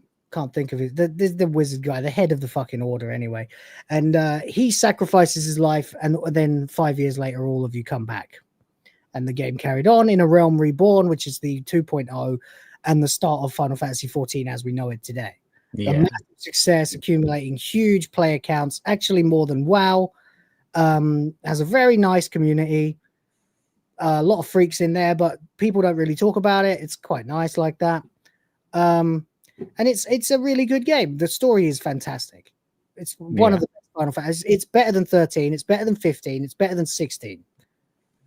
You know, it's for an MMO to be the best Final Fantasy going at the moment is kind of crazy. But there we go. Anyway, Louis Soir, that was the guy's name, by the way. Louis Soir Leveilleur. But there you go. So you have this. FF14 director Naoki Yoshida has big plans for the MMO after Dawn Trail's rough spots, hinting at a Realm Reborn style overhaul. He says, if you throw another moon at me, I'll lose it. That's actually pretty good coming from PC Gamer, you know. Right. But there we go. So there's a bit of the cutscene where the moon erupted and Bahamut came out and shut down the servers for 6 months. Final Fantasy XIV has always been a bit of a weird state. Endwalker's post-launch patches failed to hit the ground running, despite the main expansion absolutely nailing the climax of its 10-year story. It's true. Dawn Trail carried these problems forward with a lukewarm main quest and couldn't rest on that good old patch story hype to keep folks enthused. Things have been improving slowly but surely, with Creative Studio 3 seemingly keen to experiment and shake things up after years of a stale, sluggish formula, and it looks like those efforts are continuing. That's per an interview with Korean outlet Inven, wherein Naoki Yoshida, Yoshi P is his internet handle, spoke on the subject. I should note that the following quotes are machine translated, so the exact meaning is to be taken with a pinch of salt, but it certainly looks like Yoshi P is working on something big. Cookie Kaiju says, I played the first year of A Realm Reborn and enjoyed it. Yeah, it was great. It was okay. To be fair, of all of the content that exists in Final Fantasy XIV between A Realm Reborn and Endwalker, the weakest is A Realm Reborn.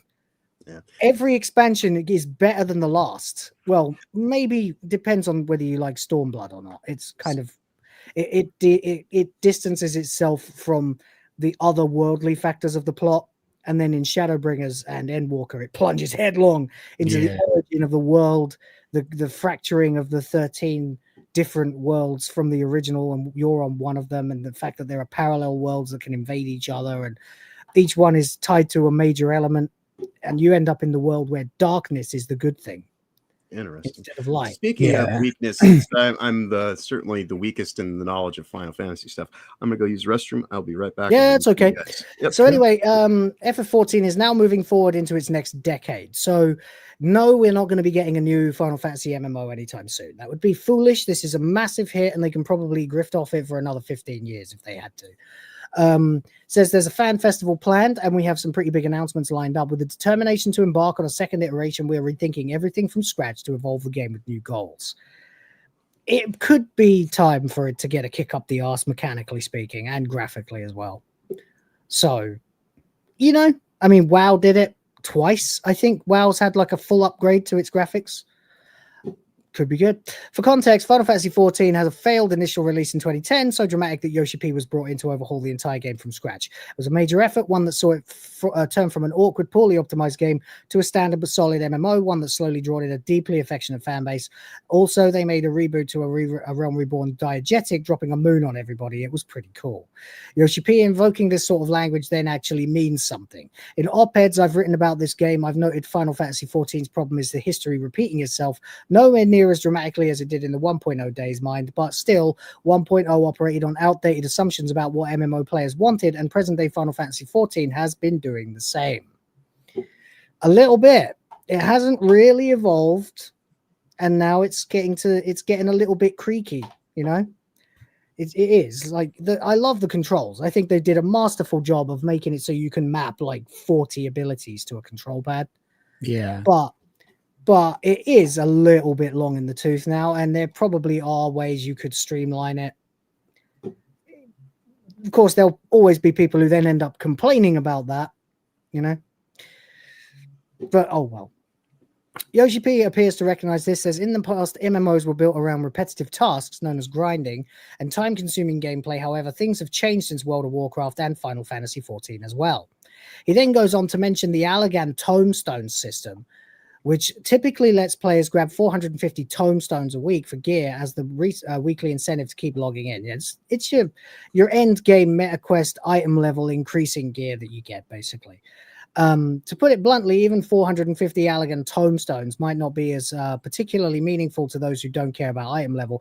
Therefore, we could consider changing them for mounts, attractive gear, and other items. That would be good because there is a huge, especially in Asia, community of Final Fantasy XIV players who obsess only over transmogrifying their gear.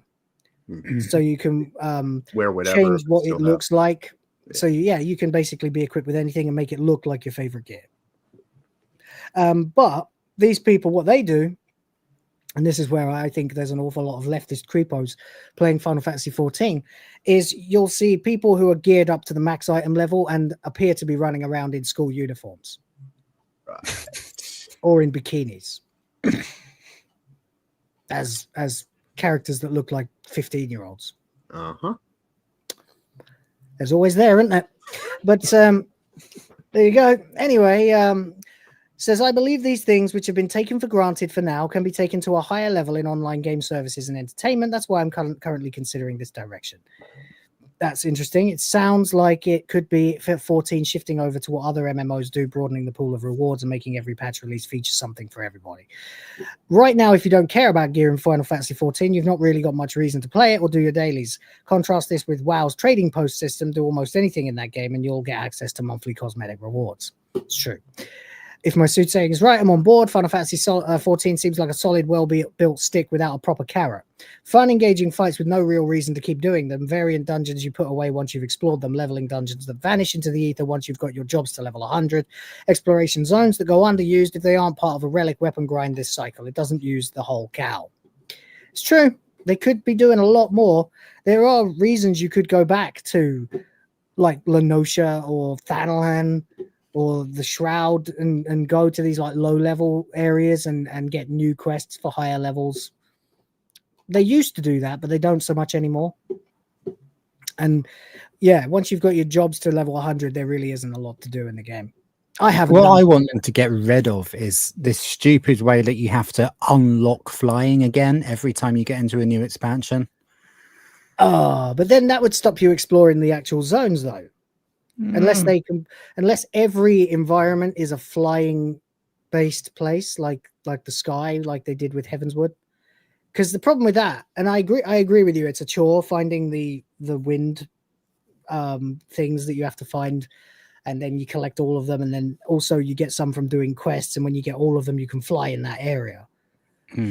By which time you don't really need to, because by which time you really don't need to, because you've unlocked all of the quests related parts of the map, and yeah, it is a bit annoying. But then the problem is, if you can fly everywhere, you won't explore. Right. But then again, you know, it's similar to like and how there's they no do... challenge because you can fly over the mobs too. Sorry, go on, right. John. No, it's right. But you know, similar like they do in Elder Scrolls, things like that, or even Fallout games, you don't get fast travel until you've actually gone to a place. So yeah, you know, see, I have to disagree with Rhoda there, because I know that that it would ruin the game if you could just fly everywhere as soon as you arrive. You know what I mean? Okay. Because I understand, like, you have to attune to the air currents and all that shit to be able to do it. But if you could just, like, for example, I loaded it the last time I went through a phase of playing the game. I logged in and I was in the past, in like the previous world as it was before it was sundered. And I had no idea what was going on, and I couldn't remember why I couldn't fly. And then suddenly I remembered. And then at that point, I was really glad that I couldn't fly, because having to walk around and talk to everybody and actually follow the quests and take in the environment reminded me what the fuck was going on in the story that I hadn't played for like 2 years. Right. And, you know, it's one of those things too, that if it was just there and open and available to you, then it would kind of become more of the exact same thing every day. You're just flying around. Yeah, you're not really engaging with the story. Yeah. So I feel like I know it's annoying, and it's annoying when you go from flying everywhere to then a zone that you're currently in, or that you haven't got all the air currents for yet, and then you can't fly, and you're like, wait, what? Oh shit. And it does feel like a debilitating pain in the ass. But if you got rid of it, game would become either too easy or you wouldn't enjoy it as much. Right. So that's the reason I don't mind it so much. But you know, that's me anyway. It says, as for scale, whether we're talking a full Realm Reborn style reboot, do you really think, Rhoda, that he would do that again? No, not at all. I'd be surprised. Sorry, I know that's a very basic answer, but I just can't see that happening. Yeah, no, I'm feeling the same way. I mean, I think it's a bit. They might kind of retcon this. I mean, like I say, I've not played Dawn Trail yet, but they might kind of like retcon that and go back to, you know, start again from the end of Endwalker, perhaps. But I can't see them destroying the entire world again, because, you know, apart from the very latest one, that's a very, very successful world. Yeah, that's the problem. Did you ever play WoW? No. John? I have seen people play it. Okay. You know, so, but I played it from. I didn't get into it when it first came out. I tagged in during Wrath of the Lich King. Right. Yeah, I mean, I've watched people play it. I've not. I played from obviously 0 to whatever the level was at that point, 70, I think. And then Cataclysm happened. And Cataclysm had all the hype in the world, and it was great. And people, I enjoyed Cataclysm really well. But what they did was they realized that people were fucking sick and tired of grinding through the same story with multiple characters. Fortunately, you don't have to do that in FF14, because all of your classes are mapped to one character. So you can just switch jobs. Whereas in WoW, it's one character, one job. So you'd have to, it was 80 in Wrath of the Lich King. Thank you. Yes, it was. So basically, when Cataclysm came out, you would then have to, what they did was they made it so that Deathwing had been awoken, sleeping within the Earth's core, and he came out, or within the Maelstrom or whatever it was, and he came out and he laid waste to the world. Basically, earthquakes, the entire planet shook, and so all of the classic zones were completely changed, which meant all new quests, which meant the original quest line was deleted. Right. Which is why people wanted WoW Classic. Right. Because some people didn't like that. After a few years, they missed the original, wanted to revisit it, but they couldn't. So there you go. So that's, it was, you know, 6 of one, half a dozen of the other, double-edged sword kind of vibe. as in all the zones changed, and they were new, and they were unexplored, and you had to re-explore them, and you had to see what the hell had happened to all the places you used to go. And it was pretty cool, actually. A lot of them were much improved. But the real problem was the loss of what had been. And some people really didn't like it. So I feel like that's a good reason why he would hesitate to do another Dalamud. Because, I mean, the way that the plot is structured in Final Fantasy XIV is that there are eras. And there have been these particular eras that have happened over and over again for hundreds and hundreds and hundreds and thousands of years since the initial shattering of the world. And basically there's a scientific explanation from later, but every either few hundred years or few years, one of the eras, either astral or umbral, ends with either a complete disaster, like an elemental catastrophe that plunges the world into chaos, causing an umbral era, or an astral era where everybody rebuilds and new technologies and new magic is discovered and the world dramatically changes. So you could do that, but if you were to do something like that, it would mean you'd probably have to roll new characters.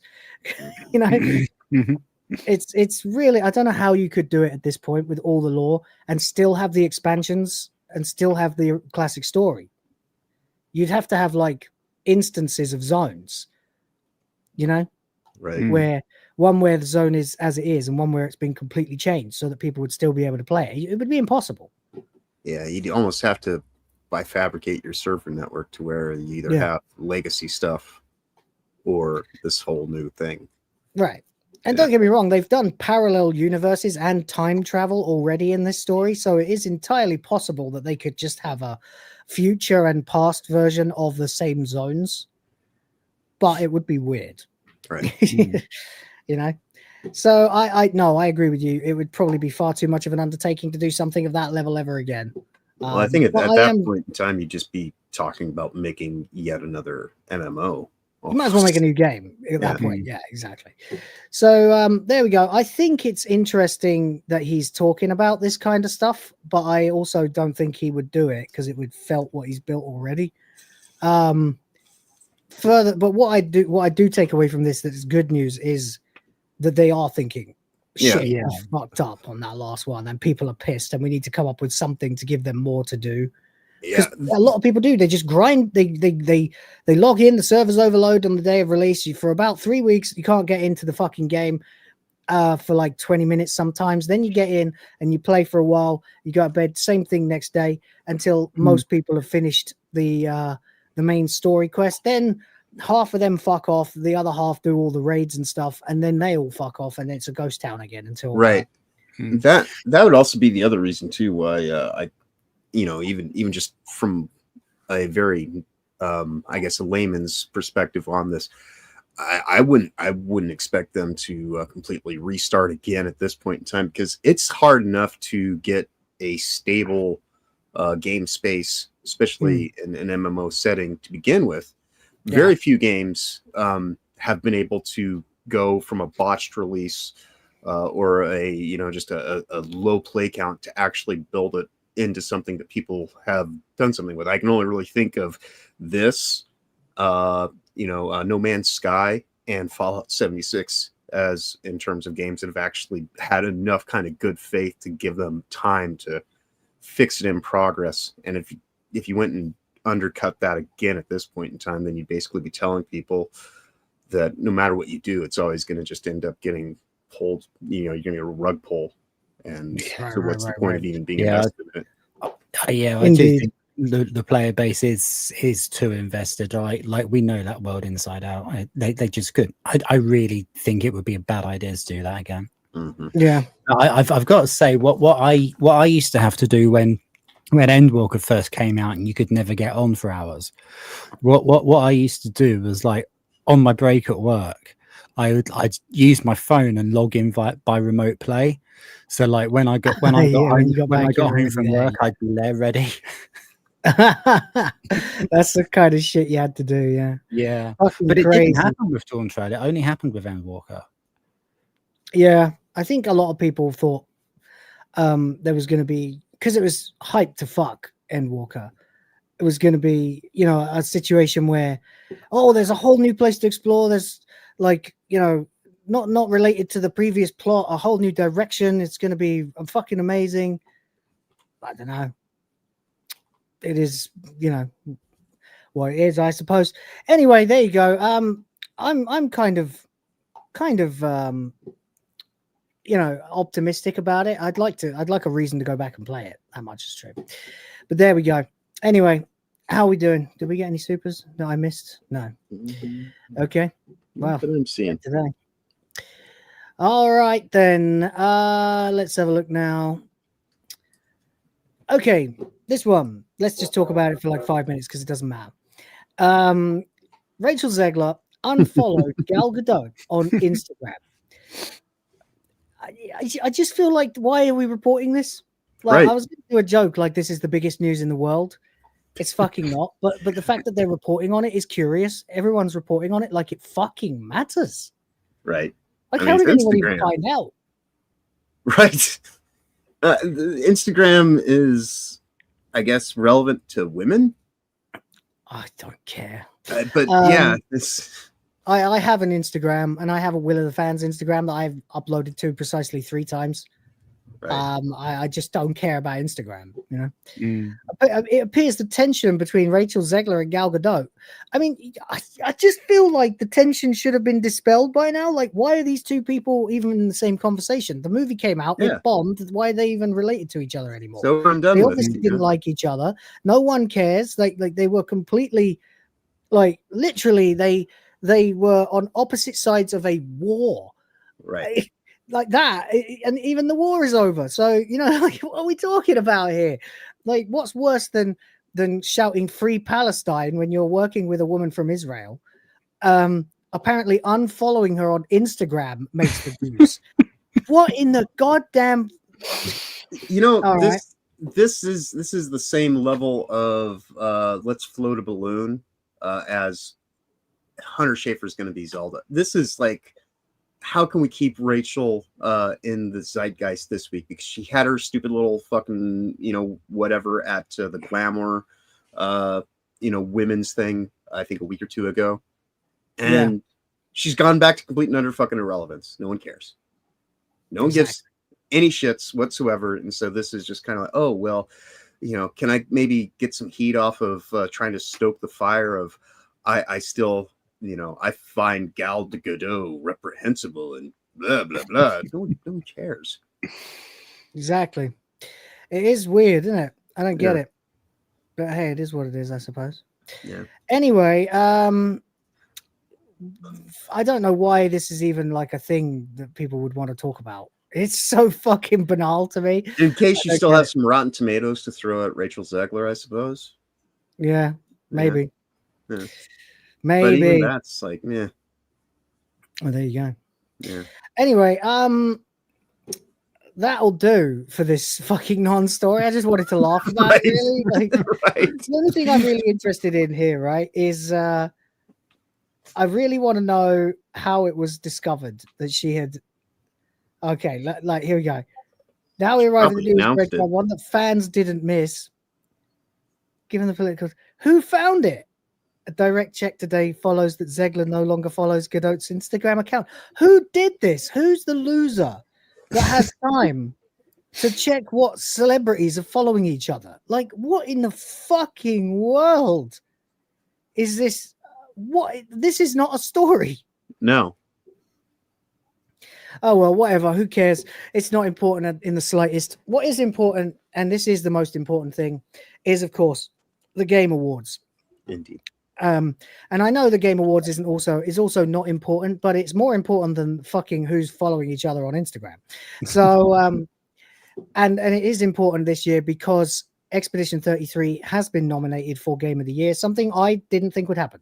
I said when Smash and Hypno were arguing over whether it would win Game of the Year or not, I was arguing whether it would even get nominated. Right. So, Yeah. I think that completely still might be a wrong. bridge too far for this very corporate stealth marketing event. But Indeed. I think that given that year 2025 being the year of the independent releases utterly dominating and decimating the AAA, quadruple A release cycle.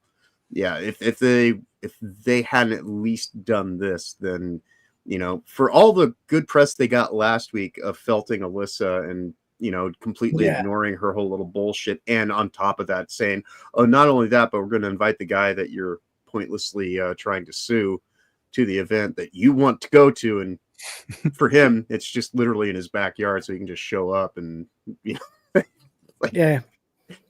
so it's pretty funny that Smash has an invite and she don't. It's pretty funny. Not that I really give a fucking rat's ass about that fucking woman, right? But anyway, right, so here's what we can do. Since we don't have a ranking prepared because of the Cloudflare fuck up, I remembered that last year, me, Ryan, and John all made our predictions for what would win the various categories, and I still have the spreadsheet. So we can go through the nominees for all the categories, and we can make some predictions. Indeed. Fair? Let's do that. This is an idea I had about 5 minutes ago. That's right, baby. We're doing it live. All right, so this is from bottom to top. Okay, obviously at the top of this list is Game of the Year. We'll go through the lists. As with last year, I don't give a flying shit about esports teams. Yeah, esports I couldn't tell you anything about esports games or even content creators here, because I don't know any of them apart from Moist Critical. Right. So fuck this. And even that's kind of a tangential thing. As with the categories last year, we began with most anticipated. So we have most anticipated game. Last year's winner, Grand Theft Auto 6. Notable in the fact that it's also here again this year. James Op is here, James OP, for $5. Thank you. Moving the bar. I thought you had died. Said Claire Obscuro Expedition 33 received a record-breaking 12 nominations this year at the Game Awards. I'm very pleased. Yeah. I'm wrong, and I'm fucking happy to be. And I love it. That's exactly what I wanted to happen. It should win. It should win something if it's got 12 nominations. It should win Game of the Year. Yeah. Frankly, it is a needle mover. It is a fucking paradigm shift. And it has been, and it will be. And thank you very much, James Op, for the $5. Appreciate you, man. We'll get and I wish we could get some boobies, but oh well. Most anticipated game then: 007 First Light, Grand Theft Auto 6 again, Resident Evil Requiem, Witcher 4, Marvel's Wolverine. Well, of these 5, Marvel Wolverine. Pick one. Grand Theft Auto 6 is the obvious thing here. Okay. I just change Ryan's name to Rhoda's name. Right. On the spreadsheet. All right. GTA 6. Yep. Second to that would be Resident Evil. The other ones, Witcher 4 is completely abandoning the stories that it's based on. It's becoming its own bullshit.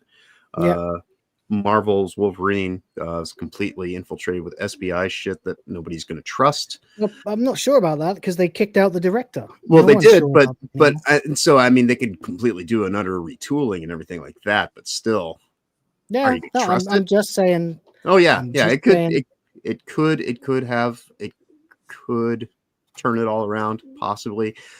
But it's very much on its back foot. At this point in time, it's not really advancing forward or anything I give a shit about. And James Bond's First Light, that's the one where they turned him into like a Gen Z twink. Oh, great. Whatever. Yeah, not interested in that. I really am not interested in that game at all. Everyone acts like it's super duper fucking hype, this James Bond game, and I couldn't give a rat's ass. Yeah. Doesn't look like James Bond at all. Doesn't act like James Bond. By the way, girl bosses everywhere of color. Yeah. So are we all going for GTA 6 or is anyone going to differ just to make it interesting? I've got to say Resident Evil because I've really lost interest in Grand Theft Auto in recent years. And I hope that a lot of people will feel the same. I hope you're right. I'm going with GTA 6 because I think it will win again, and I also right. I'm not necessarily saying that I personally am anticipating. Between the two, I think that there's probably more interest personally for what could be done with Resident Evil. But if I'm just looking at this from the outside looking in a broader perspective, yeah, it's GTA 6, even All 2 right. years in a row. Right. I mean, it probably will win. I'm kind of voting with hope rather than We have expectation. nothing at stake on this other than Yeah. reputation. Well, you are our resident Rhoda, so yeah. So there we go. All right. Best adaptation: Devil May Cry, Splinter Cell, Death Watch, Last of Us Season 2, Until Dawn, a Minecraft movie. Last year, the winner was Fallout. Can we just burn all of these? Yeah, I don't think any of them are good. Yeah. I guess haven't shown I'll- any interest in any of them I whatsoever. think maybe of what's there, and this isn't even saying much. No. I mean, I don't know. I do the weekend culture obviously on the weekends. Brian said that he watched Minecraft movie with his wife because she's a big Minecraft fan, and he said he didn't hate it. So, based on him saying that, I suppose that's probably the least offensive. But I give two shits about it myself. Splinter Cell, Total Girl Boss. They completely undermined Sam and turned him into an old man with a fucking man bun. Fucking the least of us. The less we say about that shit, the better. I mean, that was an absolute felting for them. It's a meme. Devil May Cry was yet another fucking fucking we're misunderstood immigrants story. Oh god, I didn't even watch it. I don't know a goddamn thing about the Until Dawn. So yeah. They made a movie of Until Dawn or something, or a series or something. I fucking know. Right. Or care. Yeah. So I've put Minecraft. I put Minecraft for this one for sure. Yeah. All right. And for you, John, as well. Yeah. Okay. Multiplayer. Oh wait, that's not the next one. We have a new category. Oh no, we don't. We have. It's been in here before. Oh but it's god, fucking pissed me off. I'm gonna put best accessibility. in I found it. accessibility. It's a fucking DI award. Assassin's Creed Shadows, Atomfall, Doom: The Dark Ages, EA Sports FC 26, or South of Midnight. Oh, this is a DI award. It's going to go to South of Midnight, I would imagine, or Assassin's Creed Shadows. Yeah. So, I'm going to give it to Assassin's Creed. yeah, they're going to try to find a way because they need to spin it because again, this is stealth marketing. This is not the J Awards, which is my preferred game award show of the season. But yeah, if they're going to try to have to give it something so they can spin it as like Game of the Year edition is an award winner, blah blah blah blah blah. Yep. This is for being able to for people who are disabled to play a game. Yeah, they have like high color contrasts modes and things like that. Mm-hmm. So, what are you saying, John? I'm going to give it to Assassin's Creed as well because this is an ESG thing, Right. and of the ESG titles, it seems to probably be the one that not Doom or no. South of Midnight, because both of them advertised that they were highly accessible games as well. Right, and South of Midnight was South of Profitability, so most people don't even know what the fuck that is. So, yeah, it would be weird if that won something. Yeah, although it could Right. win something for this, just to show solidarity for Sweet Baby Inc. But fuck if I know. Rhoda, what do you think? I might actually be agreeing with Walking Pebble here. I think maybe EA Sports FC 26 because I know like the last couple of years it's the one that used to be the FIFA franchise, and I know they've started putting all of the women's leagues in and everything. So that's kind of a bit. Oh, okay. ESG Fair enough, and all that. And also it's a football game, so it's like it's easy to see. So if they actually go with what it's supposed to be, then there's naturally like bright contrast there. You've got like the two teams in two colors, then the white of the ball against the green of the pitch, and I'm gonna go with that. Fair enough. Okay, that's fine. Best multiplayer game: Elden Ring, Night Rain, Battlefield 6, Peak, Arc Raiders, Split Fiction. That's tough. I mean, Arc Raiders should win. Arc Raiders should win, but I assume that this will probably be They might and give it to Elden Split Ring. Fiction because it's 2 women.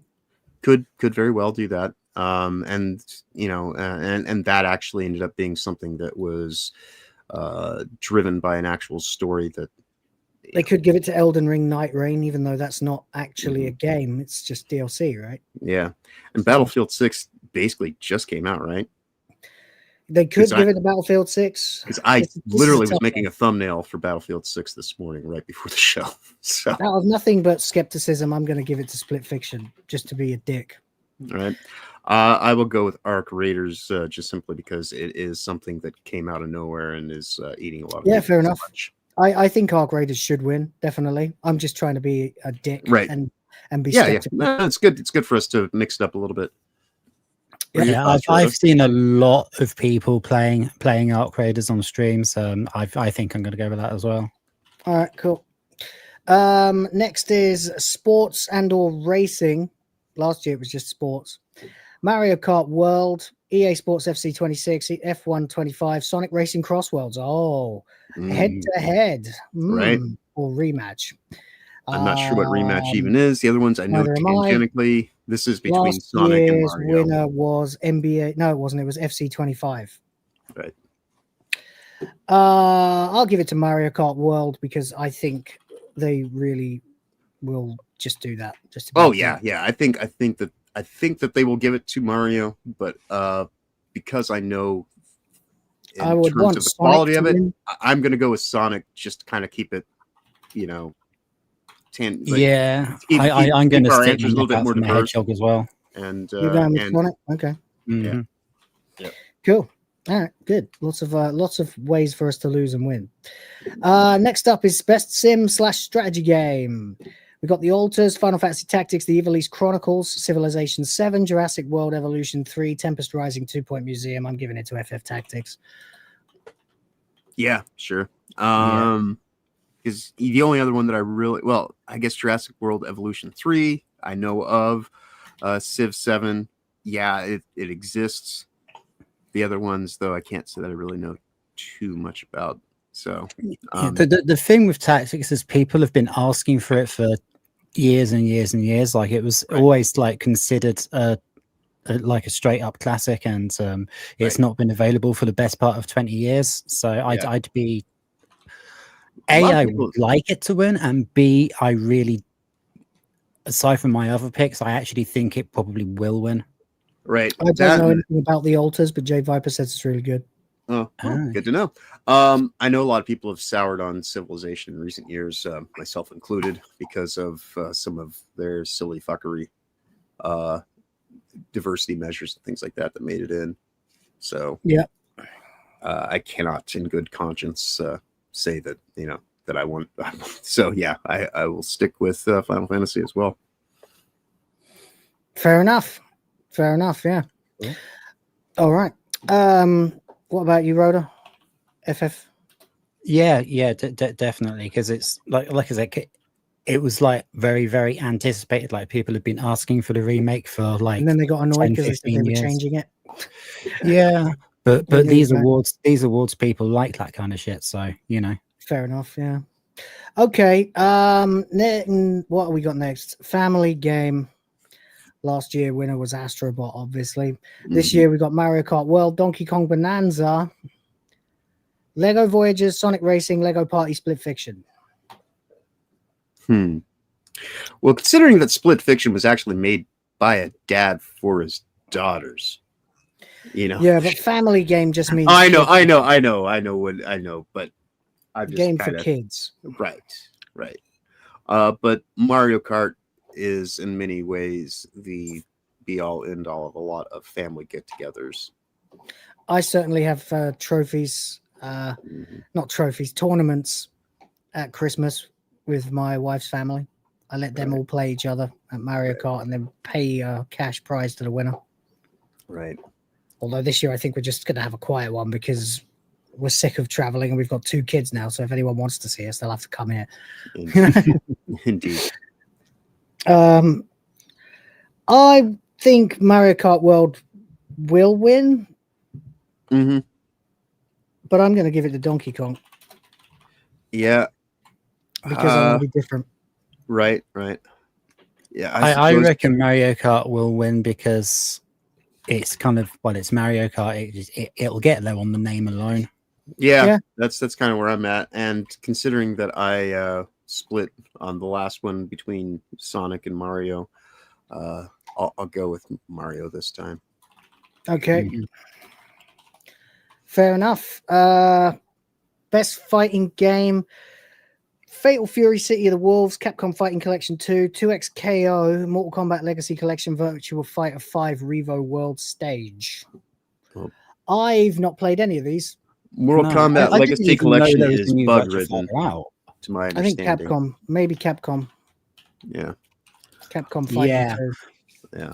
Yeah, because that's got one of my favorite Dreamcast games in it, Power Stone. Right. Yeah, I'm dead. And it's the only one of those games I've actually got. and also the Mortal Kombat collection was we were all going to get it, weren't we? And we found out it was broken, incredibly flawed and broken. So it won't be that. So yeah, I'm going to go Capcom. Okay. Yeah. John? Well, just to keep things a little bit kind of split up. Of these things, Capcom does seem probably the safe bet. But fuck it. I'll just say Fatal Fury. Okay. Yeah. Fatal Fury. Yes. City of the Woke. Yes. All right, cool. Next up, role-playing game. Claire Obscure Expedition 33. Obviously, I'm putting that as mine. It is the best. Monster Hunter Wilds. Kingdom Come Deliverance 2. Avowed. Outer Worlds 2. They just get more and more with the diminishing returns. I mean, okay, so we've got 2 Obsidian games here, and I know the Outer Worlds 2 hasn't got a dog's chance in hell because it is a complete flop. Yeah. Avowed also a complete flop. Yeah. Kingdom Come Deliverance 2 is a big success. Right. I think I just read the other day it sold 4 million copies, which, considering the genre, is pretty fucking good. Right. And the the budget they had for it, which was reasonable. So yeah. But yeah, I gotta go with Claire Obscure. It's got 12 awards. This is a role-playing game. This is the role-playing game. Yeah, this is the paradigm shifter. Yeah, I can't. Not. If they're not going to give it Game of the Year, they will at least give it Game of the Genre. Right. Pertains to Rhoda. Yeah, definitely Expedition 33 for sure. Right. I don't think there's something very wrong if it doesn't win. Yeah, desperately wrong. Best action adventure: Ghost of Yotei, Hollow Knight Silk Song, Split Fiction, Indiana Jones and the Great Circle, Death Stranding 2 on the Beach. So John's going to go with Death Stranding, obviously. Here's the thing, and it's not because I actually think it deserves it, but I think that because, again, stealth marketing. Because this thing still hasn't even cleared 2 million copies yet. I know. You think it will? You think it will win because they want it to sell more? Right. I think they'll try to give it a nudge. So you're going with Death Stranding too? Yeah. If it's not that, then Hollow Knight or Split Fiction seems like the actual legitimate ones. Unless they're desperately trying to hype Ghost of Yotei. Right. So it depends. It's whether you think that they will actually give it to the best and probably most popular action adventure game of the year, or Ghost of Yotei. Right. But given everything that's been transpiring over the course of since August, the way that Alyssa's been needling them and trying to make this about diversity points and shit, I think that we are going to see Awards is trying to be a little bit more based. Yeah. I'm the skeptic wants to say Ghost of Yotei, but the optimist in me wants to say Silk Song, so I'm going with Silk Song. Yeah. Does anybody want to avoid or say an alternate decision just to make it interesting, or do you believe that I'm right? I think that you should be right, but like I said, I'll stick with Death Stranding just because I think that they'll try to give. I think that might win for the same reason. I wouldn't have a problem with that. Rhoda. I really want to go with Silk Song because largely because I really enjoyed watching Helzo stream it. It just seemed really, really entertaining, enough. like a properly good game. So I'm going to say that. Okay, I'm going with Silk Song too. Best action game: Ninja Gaiden 4, Hades 2, Shinobi: Art of Vengeance, Battlefield 6, Doom: The Dark Ages. That's tough. Ninja Gaiden 4 is recent. Mm-hmm. They might, but I haven't heard anything bad about it. Of course, Hades 2 is something that people seem to like a lot. Hades 2 is a lot of hype. All right. Yeah. But a Battlefield game, this is one of the few places that it's showing up. Interesting. I don't think Doom Dark Ages has a No, prayer. I don't think Doom has a prayer either. Yeah, because once they went and cut out Mick Gordon from the music and just put in like the AI bullshit. And yeah, there's a lot wrong with that game. Yeah. Isn't it a prequel as well? It plays around with an aspect of the timeline. So yeah. It's a prequel, you're right. Yep. They added all the lore Doom Eternal, and they added the fucking, I can't think what they're even called now, but basically the alien angels and the alien demons are already there, of course. Right. The makers, that's it, the maker and the unmaker. So they did all that lore, and then in Doom: The Dark Ages, they went back into that previous period. It's very strange. It turns out that the Doom Marine, after the events of the original Doom games, ended up in this intergalactic medieval war before, then ultimately ending up on the slab you wake up from in Doom. Right. So now it's causality stuff. Yeah, I went like a fucking fool. I went when I was playing Doom Eternal, I went back and watched all these YouTube videos on the lore. Fuck, man, that is a good way to fall asleep. Right. Right. Yeah. I'm gonna go with the Ninja Gaiden because it seems like a safe bet. Yeah, I was gonna go with Ninja Gaiden because I think that will win. Yeah. But now that you've gone with it, I might go with something else. Rhoda, what do you think? I'm going to go with Hades 2 because for some reason it's a very popular game to stream. I've seen a lot of people playing it. I know there was a bit of a hoo-ha with some of the character designs that weren't so popular compared to the first one, but yeah. I do think that it's got extremely popular. I don't think much has come out of that. Sega game. That's interesting. I'm surprised you didn't go with Shinobi because it's a Sega franchise that's been reborn. It's a 2D platform. It's Shinobi. Yeah, I mean that's. You think they're going to give? If I was going to pick one to play myself, then it would be Shinobi. Yeah, me too. I'm trying to do this not 100% cynical. Like there are certain things I'll be voting for. I'm like, oh, clearly, but I am, because if I remember last year, I think I won on the prediction by like a point or two. But last year I was looking at it from a very cynical kind of standpoint. This year I actually want to just kind of be like, I'll try to have some fun with this and actually just kind of not even worry about looking at it from they're going to do this because this is. So yeah, I'm confident with what I've got, and I think that Hades 2 is not a bad answer. Because I want to actually answer this. Hades 2 will win, like but legitimate gamers. I couldn't decide between Hades 2 and Ninja Gaiden 4, so I flipped a coin and it came out Ninja Gaiden 4, so I'm going with that. All right. Best VR AR: The Midnight Walk, Marvel Deadpool VR, Alien Rogue Invasion, Arkham Age, Ghost Town. I couldn't give a flying shit. The only one I know about is Deadpool VR. It's the only one I've heard of too. So I'm going to go with that. Does anyone in chat know any of these games? We don't play VR. Yeah, I saw a trailer for the VR game. It looks like it's got the appropriate sensibility and humor there. The people who put it together seem to actually understand Deadpool as a property. So that's why I'll go with that one. So I'm not too worried about it. Okay.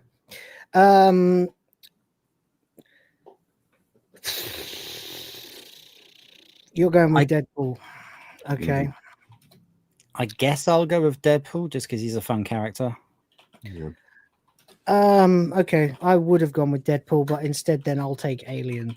Yeah, I was gonna say it's between those two. The other one just kind of just seemed so like that we're not always voting for the same things. Right, all of us. right. Best mobile game, as if such a thing actually exists. Wuthering Waves, whatever that fuck that is. Persona 5, The Phantom X, Destiny Rising, Sonic Rumble, Umamusume, Pretty Derby. Right. I have no idea.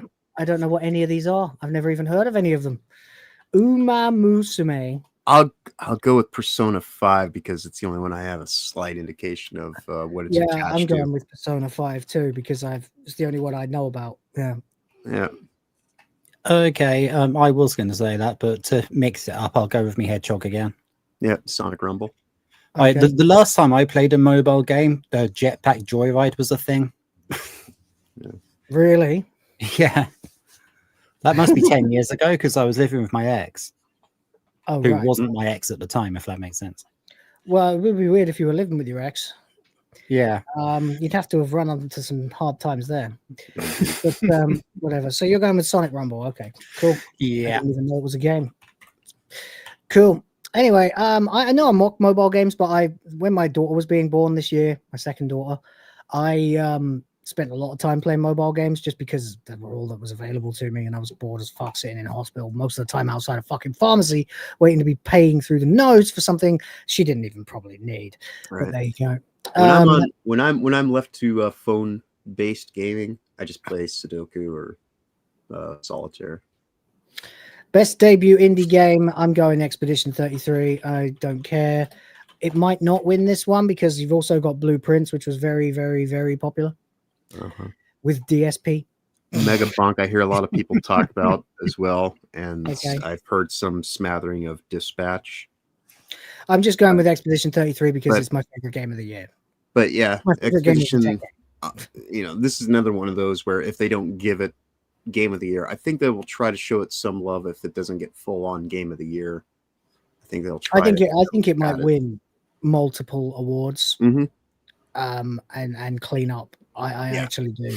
I've got a feeling now that it's gonna win tons, just because that would be a way to bring Sandfall Interactive into the gaming community of dickheads.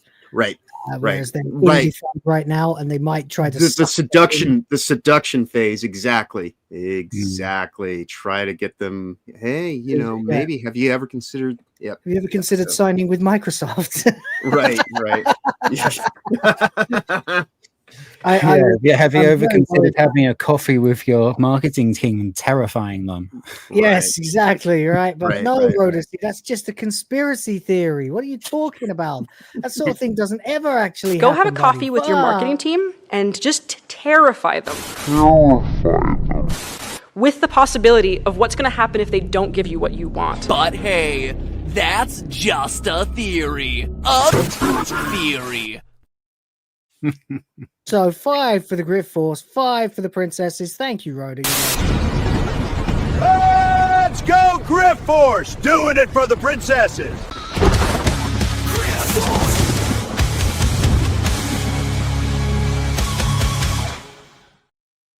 What were we on before? 39. We're on Best Debut Indie. No, I'm talking about the bar. We were at 29. Yes, we should be up to 34 now. Yeah. Cool. Thank you. Thank you, Ryder. You're a legend. It's appreciated. So anyway, I'm 100% going with Expedition 33 because I want it to win because it's the best fucking game, but also because I wouldn't put it past these clowns to try and suck these dickheads, not dickheads, these nice people in and make them corporate stooges like them. Right. Yeah. So there's completely agreed, I'm afraid. Yeah. Okay. So what do you think, John? Although Megabonk is to go along, because we are actually showing our cynicism a little bit here. I think that they are going to try to seduce them and try to get them to be like, oh no, yeah, see, look how cool we are. Look, like we care about the actual gamer perspective, and this isn't all stealth marketing. And yeah, so I hope I'm wrong. Hope it wins none of these except for RPG and Game of the Year, and then I'll think, okay, maybe they're not trying so hard, but not sure. Best indie game, Expedition 33. Obviously, my auto vote because I'm voting for it in every category. I'm gonna do Hollow Knight on this one. Silk Song, cool. For Silk Song, yeah, because I think that they'll try to give that a little bit of, and that one, because it is a side scroller. If there's any category I would not have it win in, it would be this, because it would win in debut indie game. Right. So then they could have but two. To be fair, it should win both. Right. True enough. True Yeah, enough. hey, whatever. But the fact that they have Silk Song in this indie game and Obscura in both, I think they'll kind of try to split it a little bit. So I'm gonna go with Hollow Knight on this one. So yeah. You're going with Silk Song, cool. Rhoda.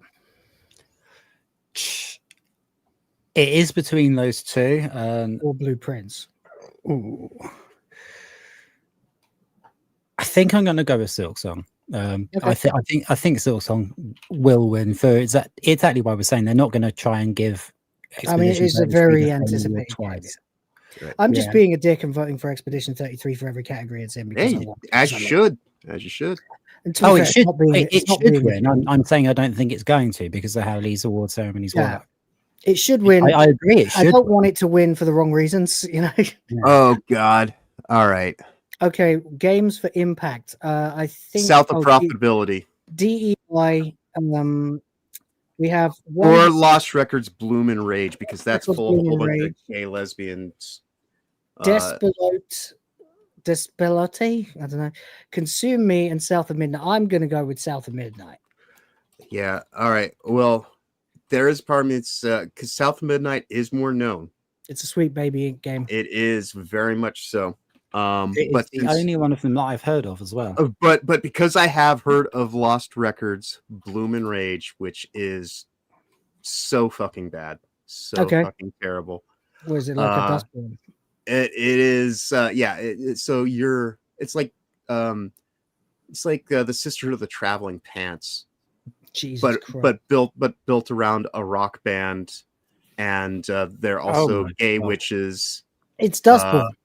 I'm really glad I haven't seen that. So yeah, I'm gonna go with because if we're talking games for impact, South of Profitability is bad, but this is actually fucking worse. So I'm gonna go with that. I gotta know what this is. Yeah, dude. Seriously, you just watch the trailer for it, and everyone will be like, "Oh shit!" Oh god! Yeah, oh my word! It's this. You already know. These parts. Fuck. Back in the day. Oh wow! Look at these bitches. Yeah, even the sky is trans-colored. Oh no! It's Kotaku employees. The game. Yeah. Oh no! I am stunned. It looks so bloody cheap as well. They look terrible. Revisionist 90s history. It looks like this is lesbians. Yeah. Fuck. Day. Is this meant to be the 90s? This is when they're kids. With green hair. It's the tale of the 90s. It's tail end of the 90s, I believe, when they're kids, and then they meet up again years later. 27 so years. It's also kind of like a long time ago. No. Yeah. Oh, from the original creators of Light Day. It gets worse. I'm feeling even better about my vote on this one. Something just out of reach. My mom found a package on her doorstep. Our blueprint. Because it also has Kim Bel-Air. Holy I bet I know somewhere else where there's a package as well, love. Holy Just wait, dude. Paint covered dirty overalls, pink hair, body positivity queens, fat bitch, yeah. Possible trans. Yeah. Yeah. There are some things that I might not be ready to talk about ever. Don't nod, Montreal. And it's a Montreal-based game. I won't. Right. Welcome to the premiere of The Swan Show. I'll show you my natural habitat, suburbia. The room that we share. trans sky. The fog is gay. Everything is gay. Making a movie? Oh, this is shit. Yeah, I know, right? Isn't it I'm wonderful? making a documentary. Oh, this is super shit. How many years did you have and you still fat when you grow up? Sorry, are you rolling? This actually might be more cringe than Dustboard. That's what I'm saying, dude.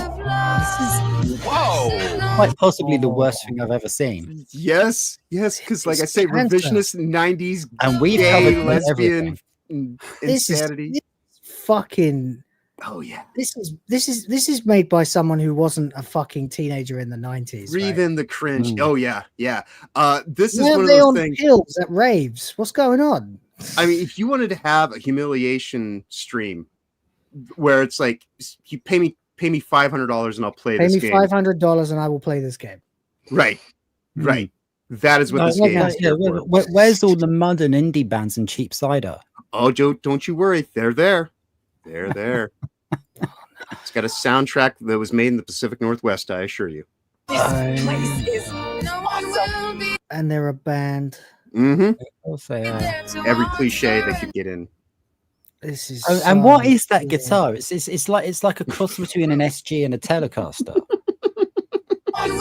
That one? That's a Strat. That's a Stratocaster, but it's got 3 knobs. Yeah.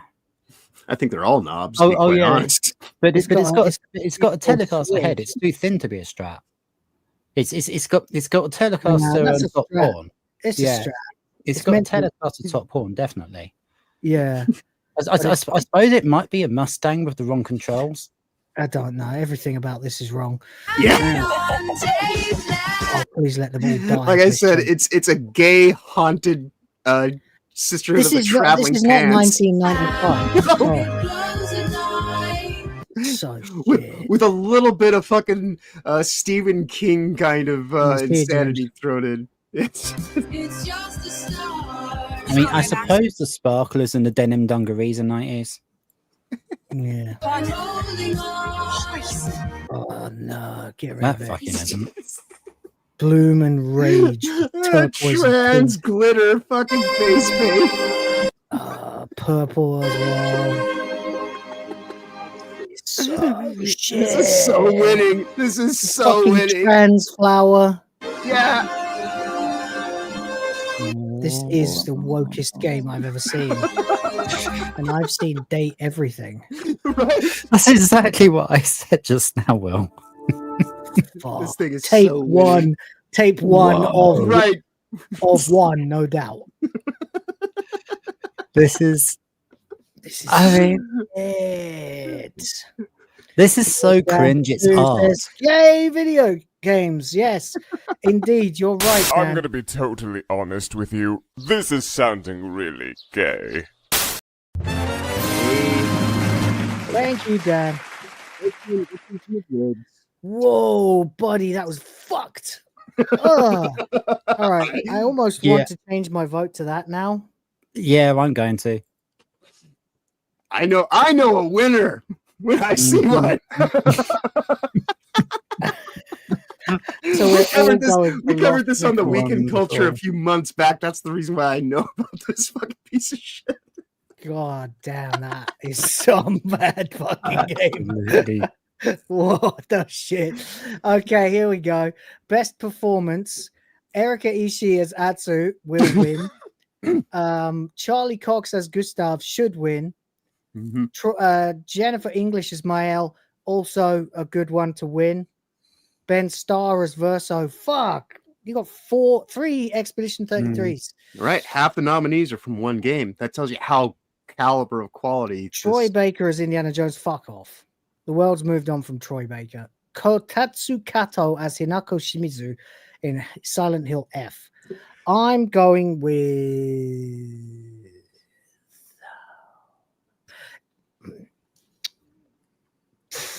Now, is this your heart or cynicism? They're going to give it to Jennifer English. They're going to give it to Jennifer English because she's a woman. Right. But then they could still attach it or to Erika the Ishii. Right. But I want to vote for either Charlie Cox or Ben Starr Right. They won't give it to Charlie Cox because he's Hollywood, and they won't be able to get him to arrive to pick up his award. Right. And so Ben Starr. Yeah, and Katatsu Kato, there's every chance that she's not going to be here stateside, or maybe I don't know. Is she? Because I'm assuming this is. I can't say. I think that do they do that game actually with subtitles, or did they actually make her speak English? And even though the game's very much set in Japan. I don't know, but Skibbity Skibbity is here for €2 and says immediate military assistance. Much appreciated. Thank you very much. In fact, yeah, I really appreciate that. I needed that right about now. You're watching Will of the Fans. Let's fucking go. Thank you. I think Ishii will win. Yeah, I mean that's where I was. I think we're in the cynicism part of my voting, because I think that they're going to try to pad it out, and we've done some nice things, but they'll give still... it to Jennifer English, but I think they should give it to Ben Starr because Verso was fucking amazing. Right, I think. But that, Charlie better as yeah. Gustav. Yeah, and Gustav was the best voiced character in the game for me. Yeah, I'm going to go with Erika Ishii just simply because she's annoying as fuck. And all right, you go with Erica. I'll therefore. Yeah. Okay, here's what I do. Do I go with my heart and go with either Charlie Cox or Ben Starr, or go with my hint head? Of cynicism. Go with my head and go with Jennifer English. Let's flip a coin. If it's not heads, okay, it's tails. So it's either Charlie Cox or Ben Starr. Heads again, tails, heads, tails, heads, tails. Okay, I'm going with Ben Starr.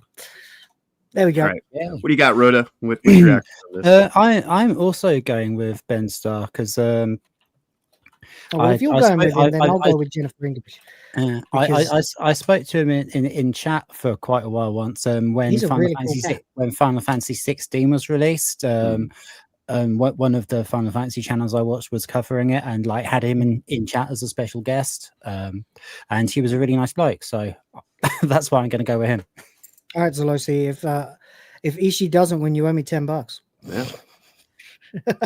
Which you can do in either a super chat or gifted memberships. Either way. Jeremiah Norris for $1.99. Hello, says were they using auto tune? I can't stand auto tune, and you can tell absolutely when people are using it. The song in that last fucking trailer was using it, definitely. Cringe. Mm-hmm. Cringe. There we go. Okay.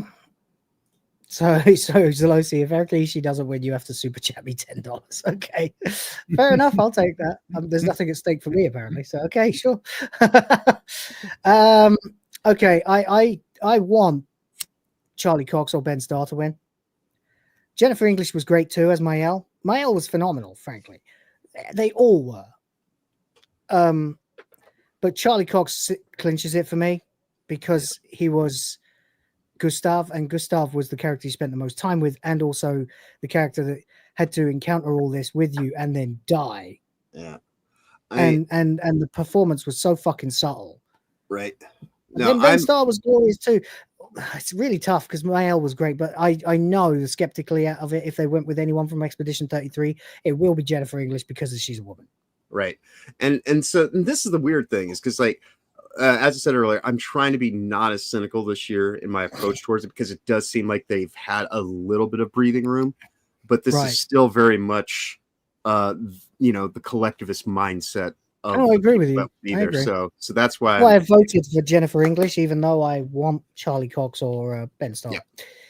But and of them, Charlie Cox. But I don't think they'll actually even try to get Charlie Cox to go to the Game Awards. Right. You know. Right. Anyway, whatever. I could be wrong. I hope I am. Best audio design then. This is another one of those technical words that I think that they might. Again, I will go with. I will say Kojima. They'll try to give him some kind of award that is nebulous. Don't rule out good soundtrack. It does have a good soundtrack. Even though it's got Silent Hill F because it's audio design. Oh yeah, it's not Silent Hill F looks fucking fantastic. That is a game that I definitely have a lot of interest in. It's not score and music. Right. It's audio design. It's sound effects, atmosphere, the things like that, which I think you could get Silent Hill to win. But because I've said I'm going to vote for Expedition 33 for every category it's in, I'm voting for Expedition 33. Yeah. Feel free to vote in other directions. Yeah, and I'm going with Death Stranding simply for the sense of they're not. Jeff Keighley loves Hideo Kojima. Take care, Dan. Thanks for coming. Sorry. Yeah, another Dan. You think Death Stranding? Okay. I'm going to go with Jeff Keighley's going to put his thumb on the scale a little bit for some of this stuff. Any way that he can have Hideo Kojima. Maybe. Okay, Rhoda. I'm going with Silent Hill F because I played the demo and the audio was really, really chilling and superbly done. I wouldn't be surprised in the slightest. I listened to just the trailer and I was freaked out. Yeah, no. It sounds great. Best score in music, Expedition 33, hands down. Everybody in them and their mums was fucking listening to that shit in their cars this year. It's been years since you could say that about a game soundtrack. Right. Yeah. Us. No one really, everyone just thinks of, dun, dun, dun, dun, dun, dun, and all that shit, right?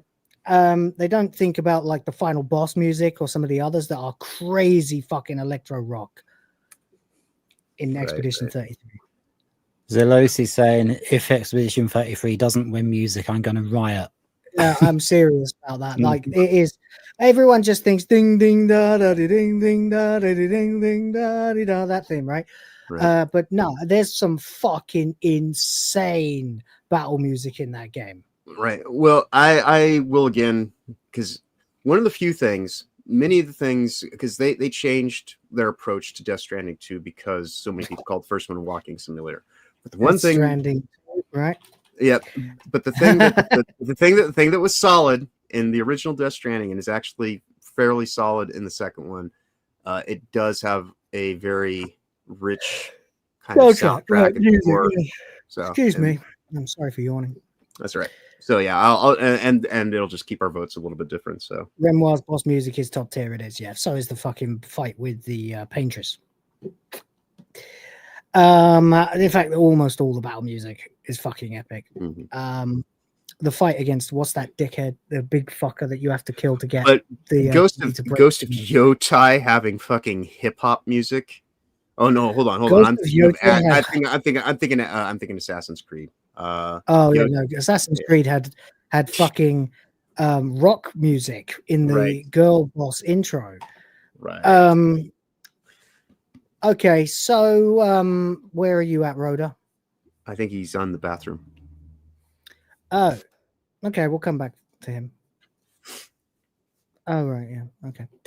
Fair enough. Best art direction. Yotei, Expedition 33, Death Stranding 2, again, Expedition 33. I think of this one. Direction for Expedition 33. It's a world of paint. Right. I think for this one, I'm going to do Silk Song, actually. Okay.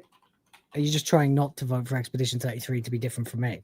Well, no, it's not even so much. Here's the thing. I'm so interested in Expedition 33. I have avoided any. You still not played it? I'm broke. Fuck my life, mate. Hey, man. Have you not got it? My birthday's coming up, so you want to. You don't have Expedition 33? No. As soon as I have it, I'll play it. But I don't.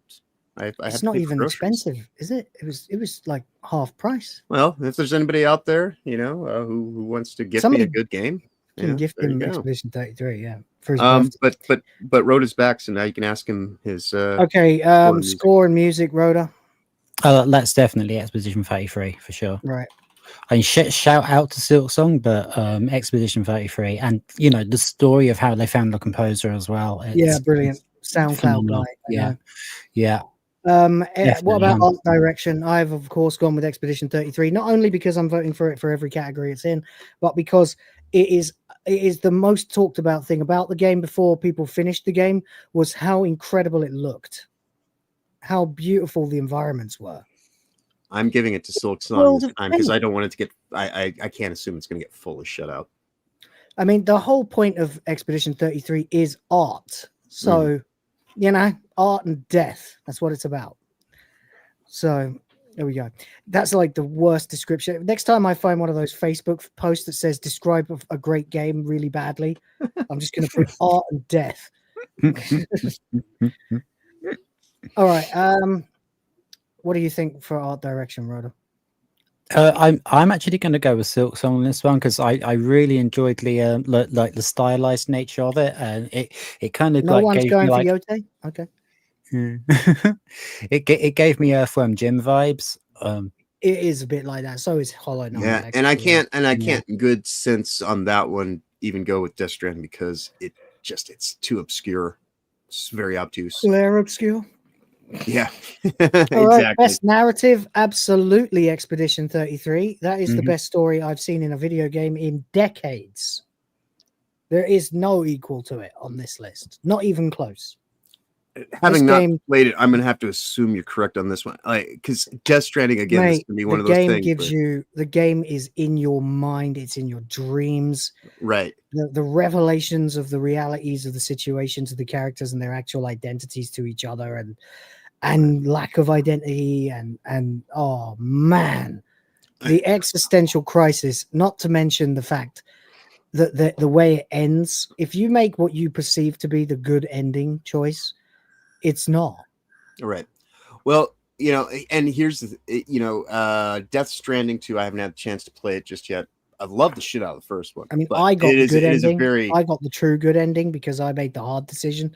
right. Because and at the time I think it was either Furious Dan or B Man or someone who was saying I know what you're gonna choose because you're a father, a new father especially. So Right. Yeah, no, I remember when there you when go. that was going on. But Yeah. as much as I enjoyed the first Death Stranding, it is obtuse as fuck, and you have to be kind of out there to even. Okay. So I'm not going with that as best narrative. And it's definitely not the roaring rampage of Bull Dyke Revenge. Right. So yeah, I think you're actually pretty. I think Claire Obscura in this one's definitely the safe. I can't even see a reason why anybody would go against that one. The only thing that I think is better about this game than the art and the fucking music is the story. Right. The story is the true powerhouse. That's what touched people. That's what makes it so that me and Hypno and Fake Wizard and Smash JT still talk about it. Right. All the time. So there we go. Rhoda. Oh yeah, definitely Expedition 33 for this one. Right, fair enough. Best community support: Baldur's Gate 3, Final Fantasy 14, No Man's Sky, Helldivers 2, and Fortnite. Now this Another is a technical word. So this is a difficult one because I'm not really sure what the category actually means. I remember last year a lot of people were arguing about what it means in terms of actually listening to the audience, What people want and giving them what they want. Right. I think I'm going to go with FF14 is not winning this year. It yeah. didn't No, win I'm last going year. to go with No Man's Sky, Helldivers 2 on a push. But That's I'm interesting. Last year, you snubbed No Man's Sky for Baldur's Gate 3, and you Right. won. Yeah, I know. Mm. I know. But you haven't. I mean, consistently. I'm trying to do this a little bit less cynicism this year.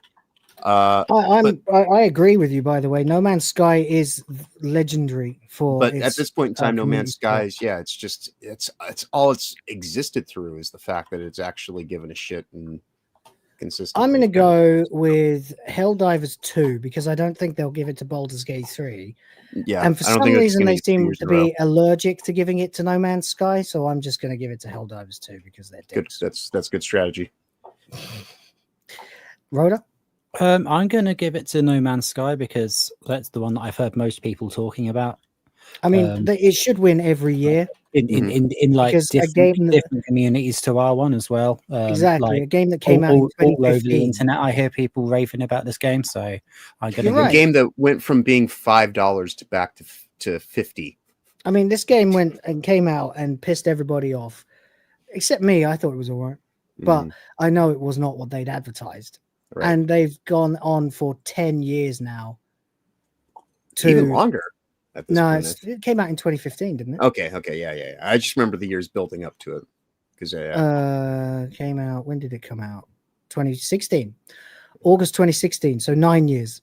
Yeah. 9 years they have spent giving Cultivate- people free updates and patches to this game. Mhm. It's pretty incredible what they've done to it. It's unrecognizable from the original form now. Yeah. There's so much in it. It's crazy. So that's fine. Best ongoing game. Last year it was won by Helldivers 2. Mm-hmm. Mm-hmm. And we all voted for Fortnite. Right.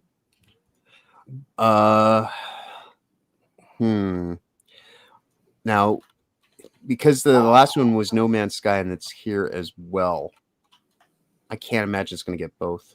But Marvel Rivals is I'm kinda, going for Marvel Rivals too. Yeah. Yeah. It's out of these, it's the game I hear the most about consistently. Yeah. So there. So you're going for Marvel Rivals too. Rhoda? I think I'm just going to have to be me and go with 14. Okay. Final Fantasy. Yep. Fair enough. Because I mean, like, Nearly just because it's finished. ongoing doesn't need to like mean that. I mean, you the can new part vote of for it if you want. I'd just say Mm. that it's probably not going to win because we're currently in a period where everybody knows it's in a slump. Yep. Yeah, But there we go. I see what you mean, but no, I'm going to take a punt on it. Yep. I mean, they did go woke, so you know. Yep. Yeah, exactly. So the Game Awards are probably like that. Oh, it has a trans character in it. Ooh. Well, not a trans character, a trans actor playing a straight character. Right. But whatever. By the way, apparently, if you do that the other way around, it is really offensive. Right. Best game direction. This is the penultimate. Cynicism strikes. We are getting Hideo Kojima on that fucking stage. I don't think you are, but okay. I'm just saying. I know, but this is a cynicism vote. I don't actually, but if Kojima Productions for you, Sandfall for me, and now it's whether or not you believe that they'll give it to Sucker Punch just because Sucker Punch has been a good little stooge, right, and it released needs some kind of fucking technical game. award, right? And because the game is shit, but they can still give game direction to them and have it be a nebulous bullcrap thing. Right. I don't know. What do you reckon, Rhoda? Yeah, where you at with this? I'm gonna hope that they're gonna like do the right thing, and I'm gonna say Sandfall. Okay. Okay. Because I mean, direction is bringing everything together, and that's exactly what it did. I Like, can't you got- argue that you- the direction is You phenomenal. got the in story, Expedition. you got the graphics, you got the gameplay, and you got the music. You Mhm. know, it's all like there's nothing about it. Like I must have watched like 5 different people stream it, and there's nothing about it that just doesn't just gel perfectly. Mm. And last but not least, game of the year. Claire Obscure, Expedition 33 for me, obviously. Mm-hmm. Hollow Knight Silk Song, Donkey Kong Bonanza. That would be retarded if it wins, although last year Astro Boy won. Right. Well, that's That's kind of the my cynical mind is just spinning right now. I'm like, we haven't really seen much for fucking Nintendo here. Death Stranding 2 on the beach. They might give it to Donkey Kong because Nintendo did do them all a solid and raise the prices of games. Right. Bite that bullet. So Expedition 33, Silk Song, Bonanza, Death Stranding 2, Kingdom Come Deliverance 2, and Hades 2. Yeah. I'll be the cynic here. I'm gonna say Donkey Kong. I'm not because they cannot get away with calling Death Stranding 2 Game of the Year. Just the fact that it even got nominated was them actually giving it the push because again, not even 2 million sales. And it is looked at as one of their successes for Sony this year, which is a sad thing when that's I'm going with Expedition 33 because I think they're going to try and fucking suck Sandfall into the seduction. World. Yeah. I get you. Rhoda. Yeah. Sorry, I can't really add anything. I completely agree with what Will said. Okay, so Expedition 33. Yeah. All right, there we go. those are our predictions, ladies and gentlemen. I will save this and we will come back to it when the Game Awards happens. I don't feel confident about winning this year the way that I did last year, but last year was a different Game Neither Awards. do I. I've voted really stupidly this year. That's all right. Well, I voted based on what I don't. That's why I try to keep a little bit of cynicism in my votes, because it's like, well, you know, but I voted based on what I think should happen rather than what I think will happen. So. Right. I did mostly, apart from Mario Kart. Yeah. Right. Which is why, you know, everybody, the biggest takeaway is that the Keeleys are stealth marketing. The real Game Awards That's what they really function as. Yeah, the real Game Awards are something that are far more reliable, especially within our sphere of the internet. And then, of course, my personal favorite, the J Awards, I think are just well thought out. J Awards are good. I was gonna do my own awards thing a couple of years ago, but then I found out everyone was doing it, so I decided kind of not to.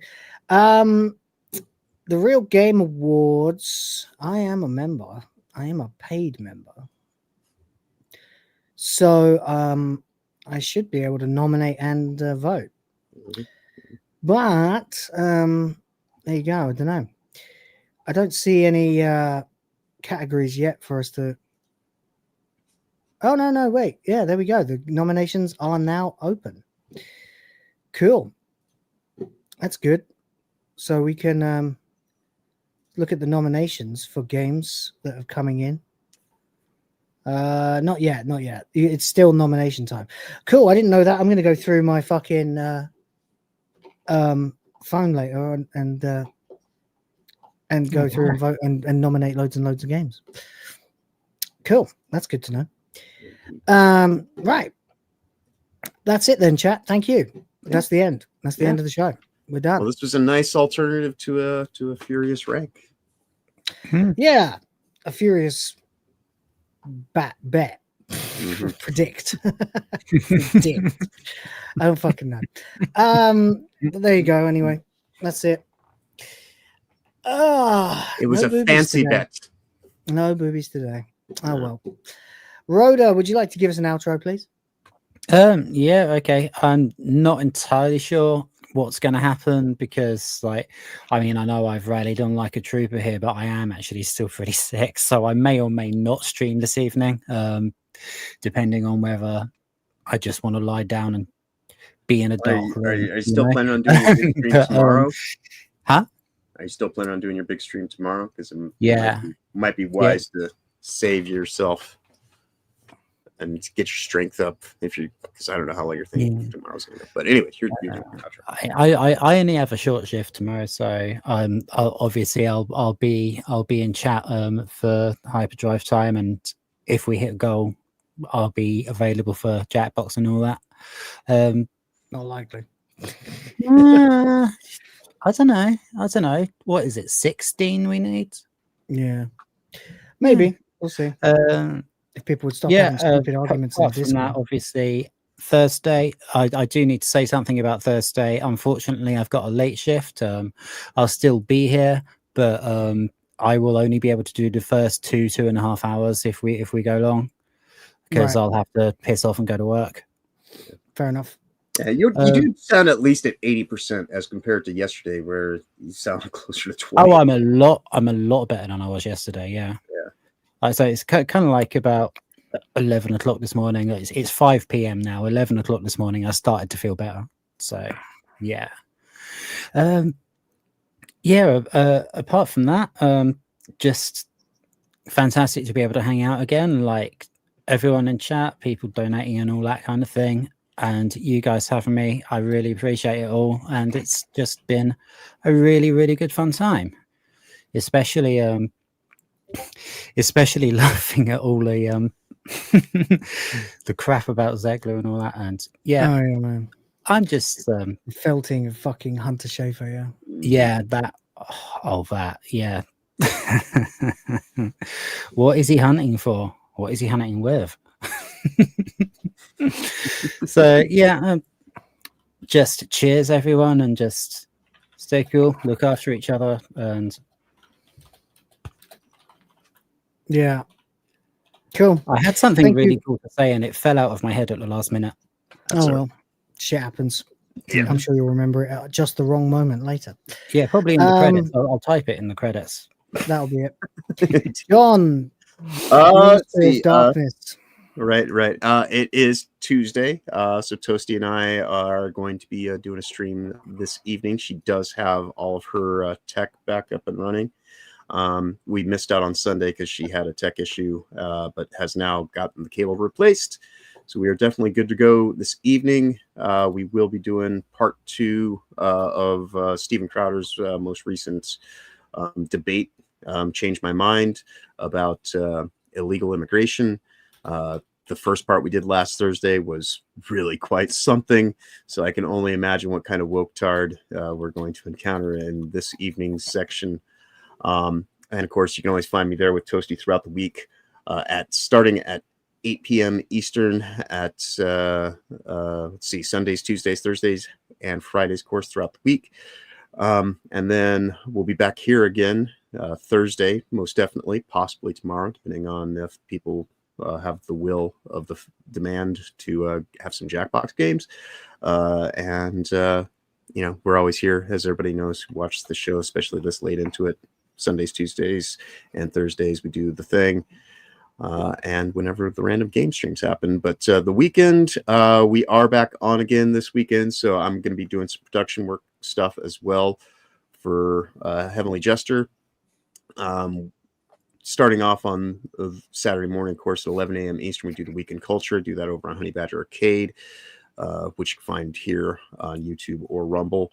And then an hour after the show ends at 2 p.m. Eastern, we'll be doing our next episode of the Jester's Act, which, as I mentioned, has artwork that has been supplied by Will in the intro. And it's so good that I actually just went and installed it on the actual panel channel that we use inside of it for the scene.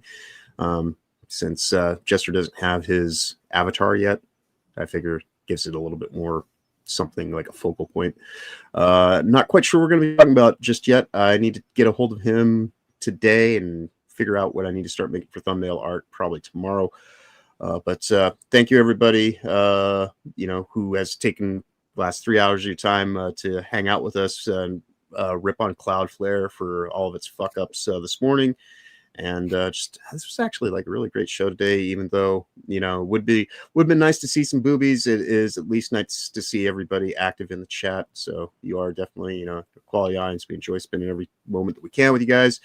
But with that said, though, you know, it's always great being here with you and Rhoda, obviously, Will. And I can't wait to, you know, get back together again tomorrow or Thursday for more insanity in pop culture. But of course, with that said, you all have a wonderful week going forward. Of course, safe travels ahead, and definitely be awesome as always. So, yeah. Yippee! Thank you, guys. Yeah, it was a fun show today. I look forward to finding out what happens at the Game Awards, just because as a gamer, I'm interested in the state of the industry, and Game Awards are a good way to verify, you know, the attitudes of the people that we're supposed to be following, but in fact largely ignore. So there you go. Anyway, yeah, that's it. I'm back tomorrow with Hyperdrive Time. Loads more topics. We've got a video coming out actually just about 9 minutes ago, another one out in about 3 hours. If you didn't catch yesterday's stream, definitely check that out.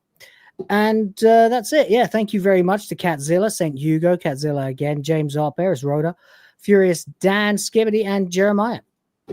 You guys rock. Thank you very much. And that's it. Yeah, well, I've got a good opportunity to get some sleep tonight because we're not going to be up until like 3 o'clock in the morning. So, hey. Indeed. You gotta take those wins where you can, right? I got plenty of fucking other things I got to be doing anyway. I still got loads for the wife's project and shit like that, which hopefully will become somewhat lucrative in the future. So I can relax. Anyway, there we go. That's it, guys. Take care. Spike your hair. Fuck Disney. Fuck Nintendo. Question everything. Respect the fans. Check out the Discord. Link below. If you do go to the Discord, don't cause pointless fights about stupid things. And if someone does cause a pointless fight with you, don't rage quit. And we'll speak to you next time. Indeed. Boys of the fans.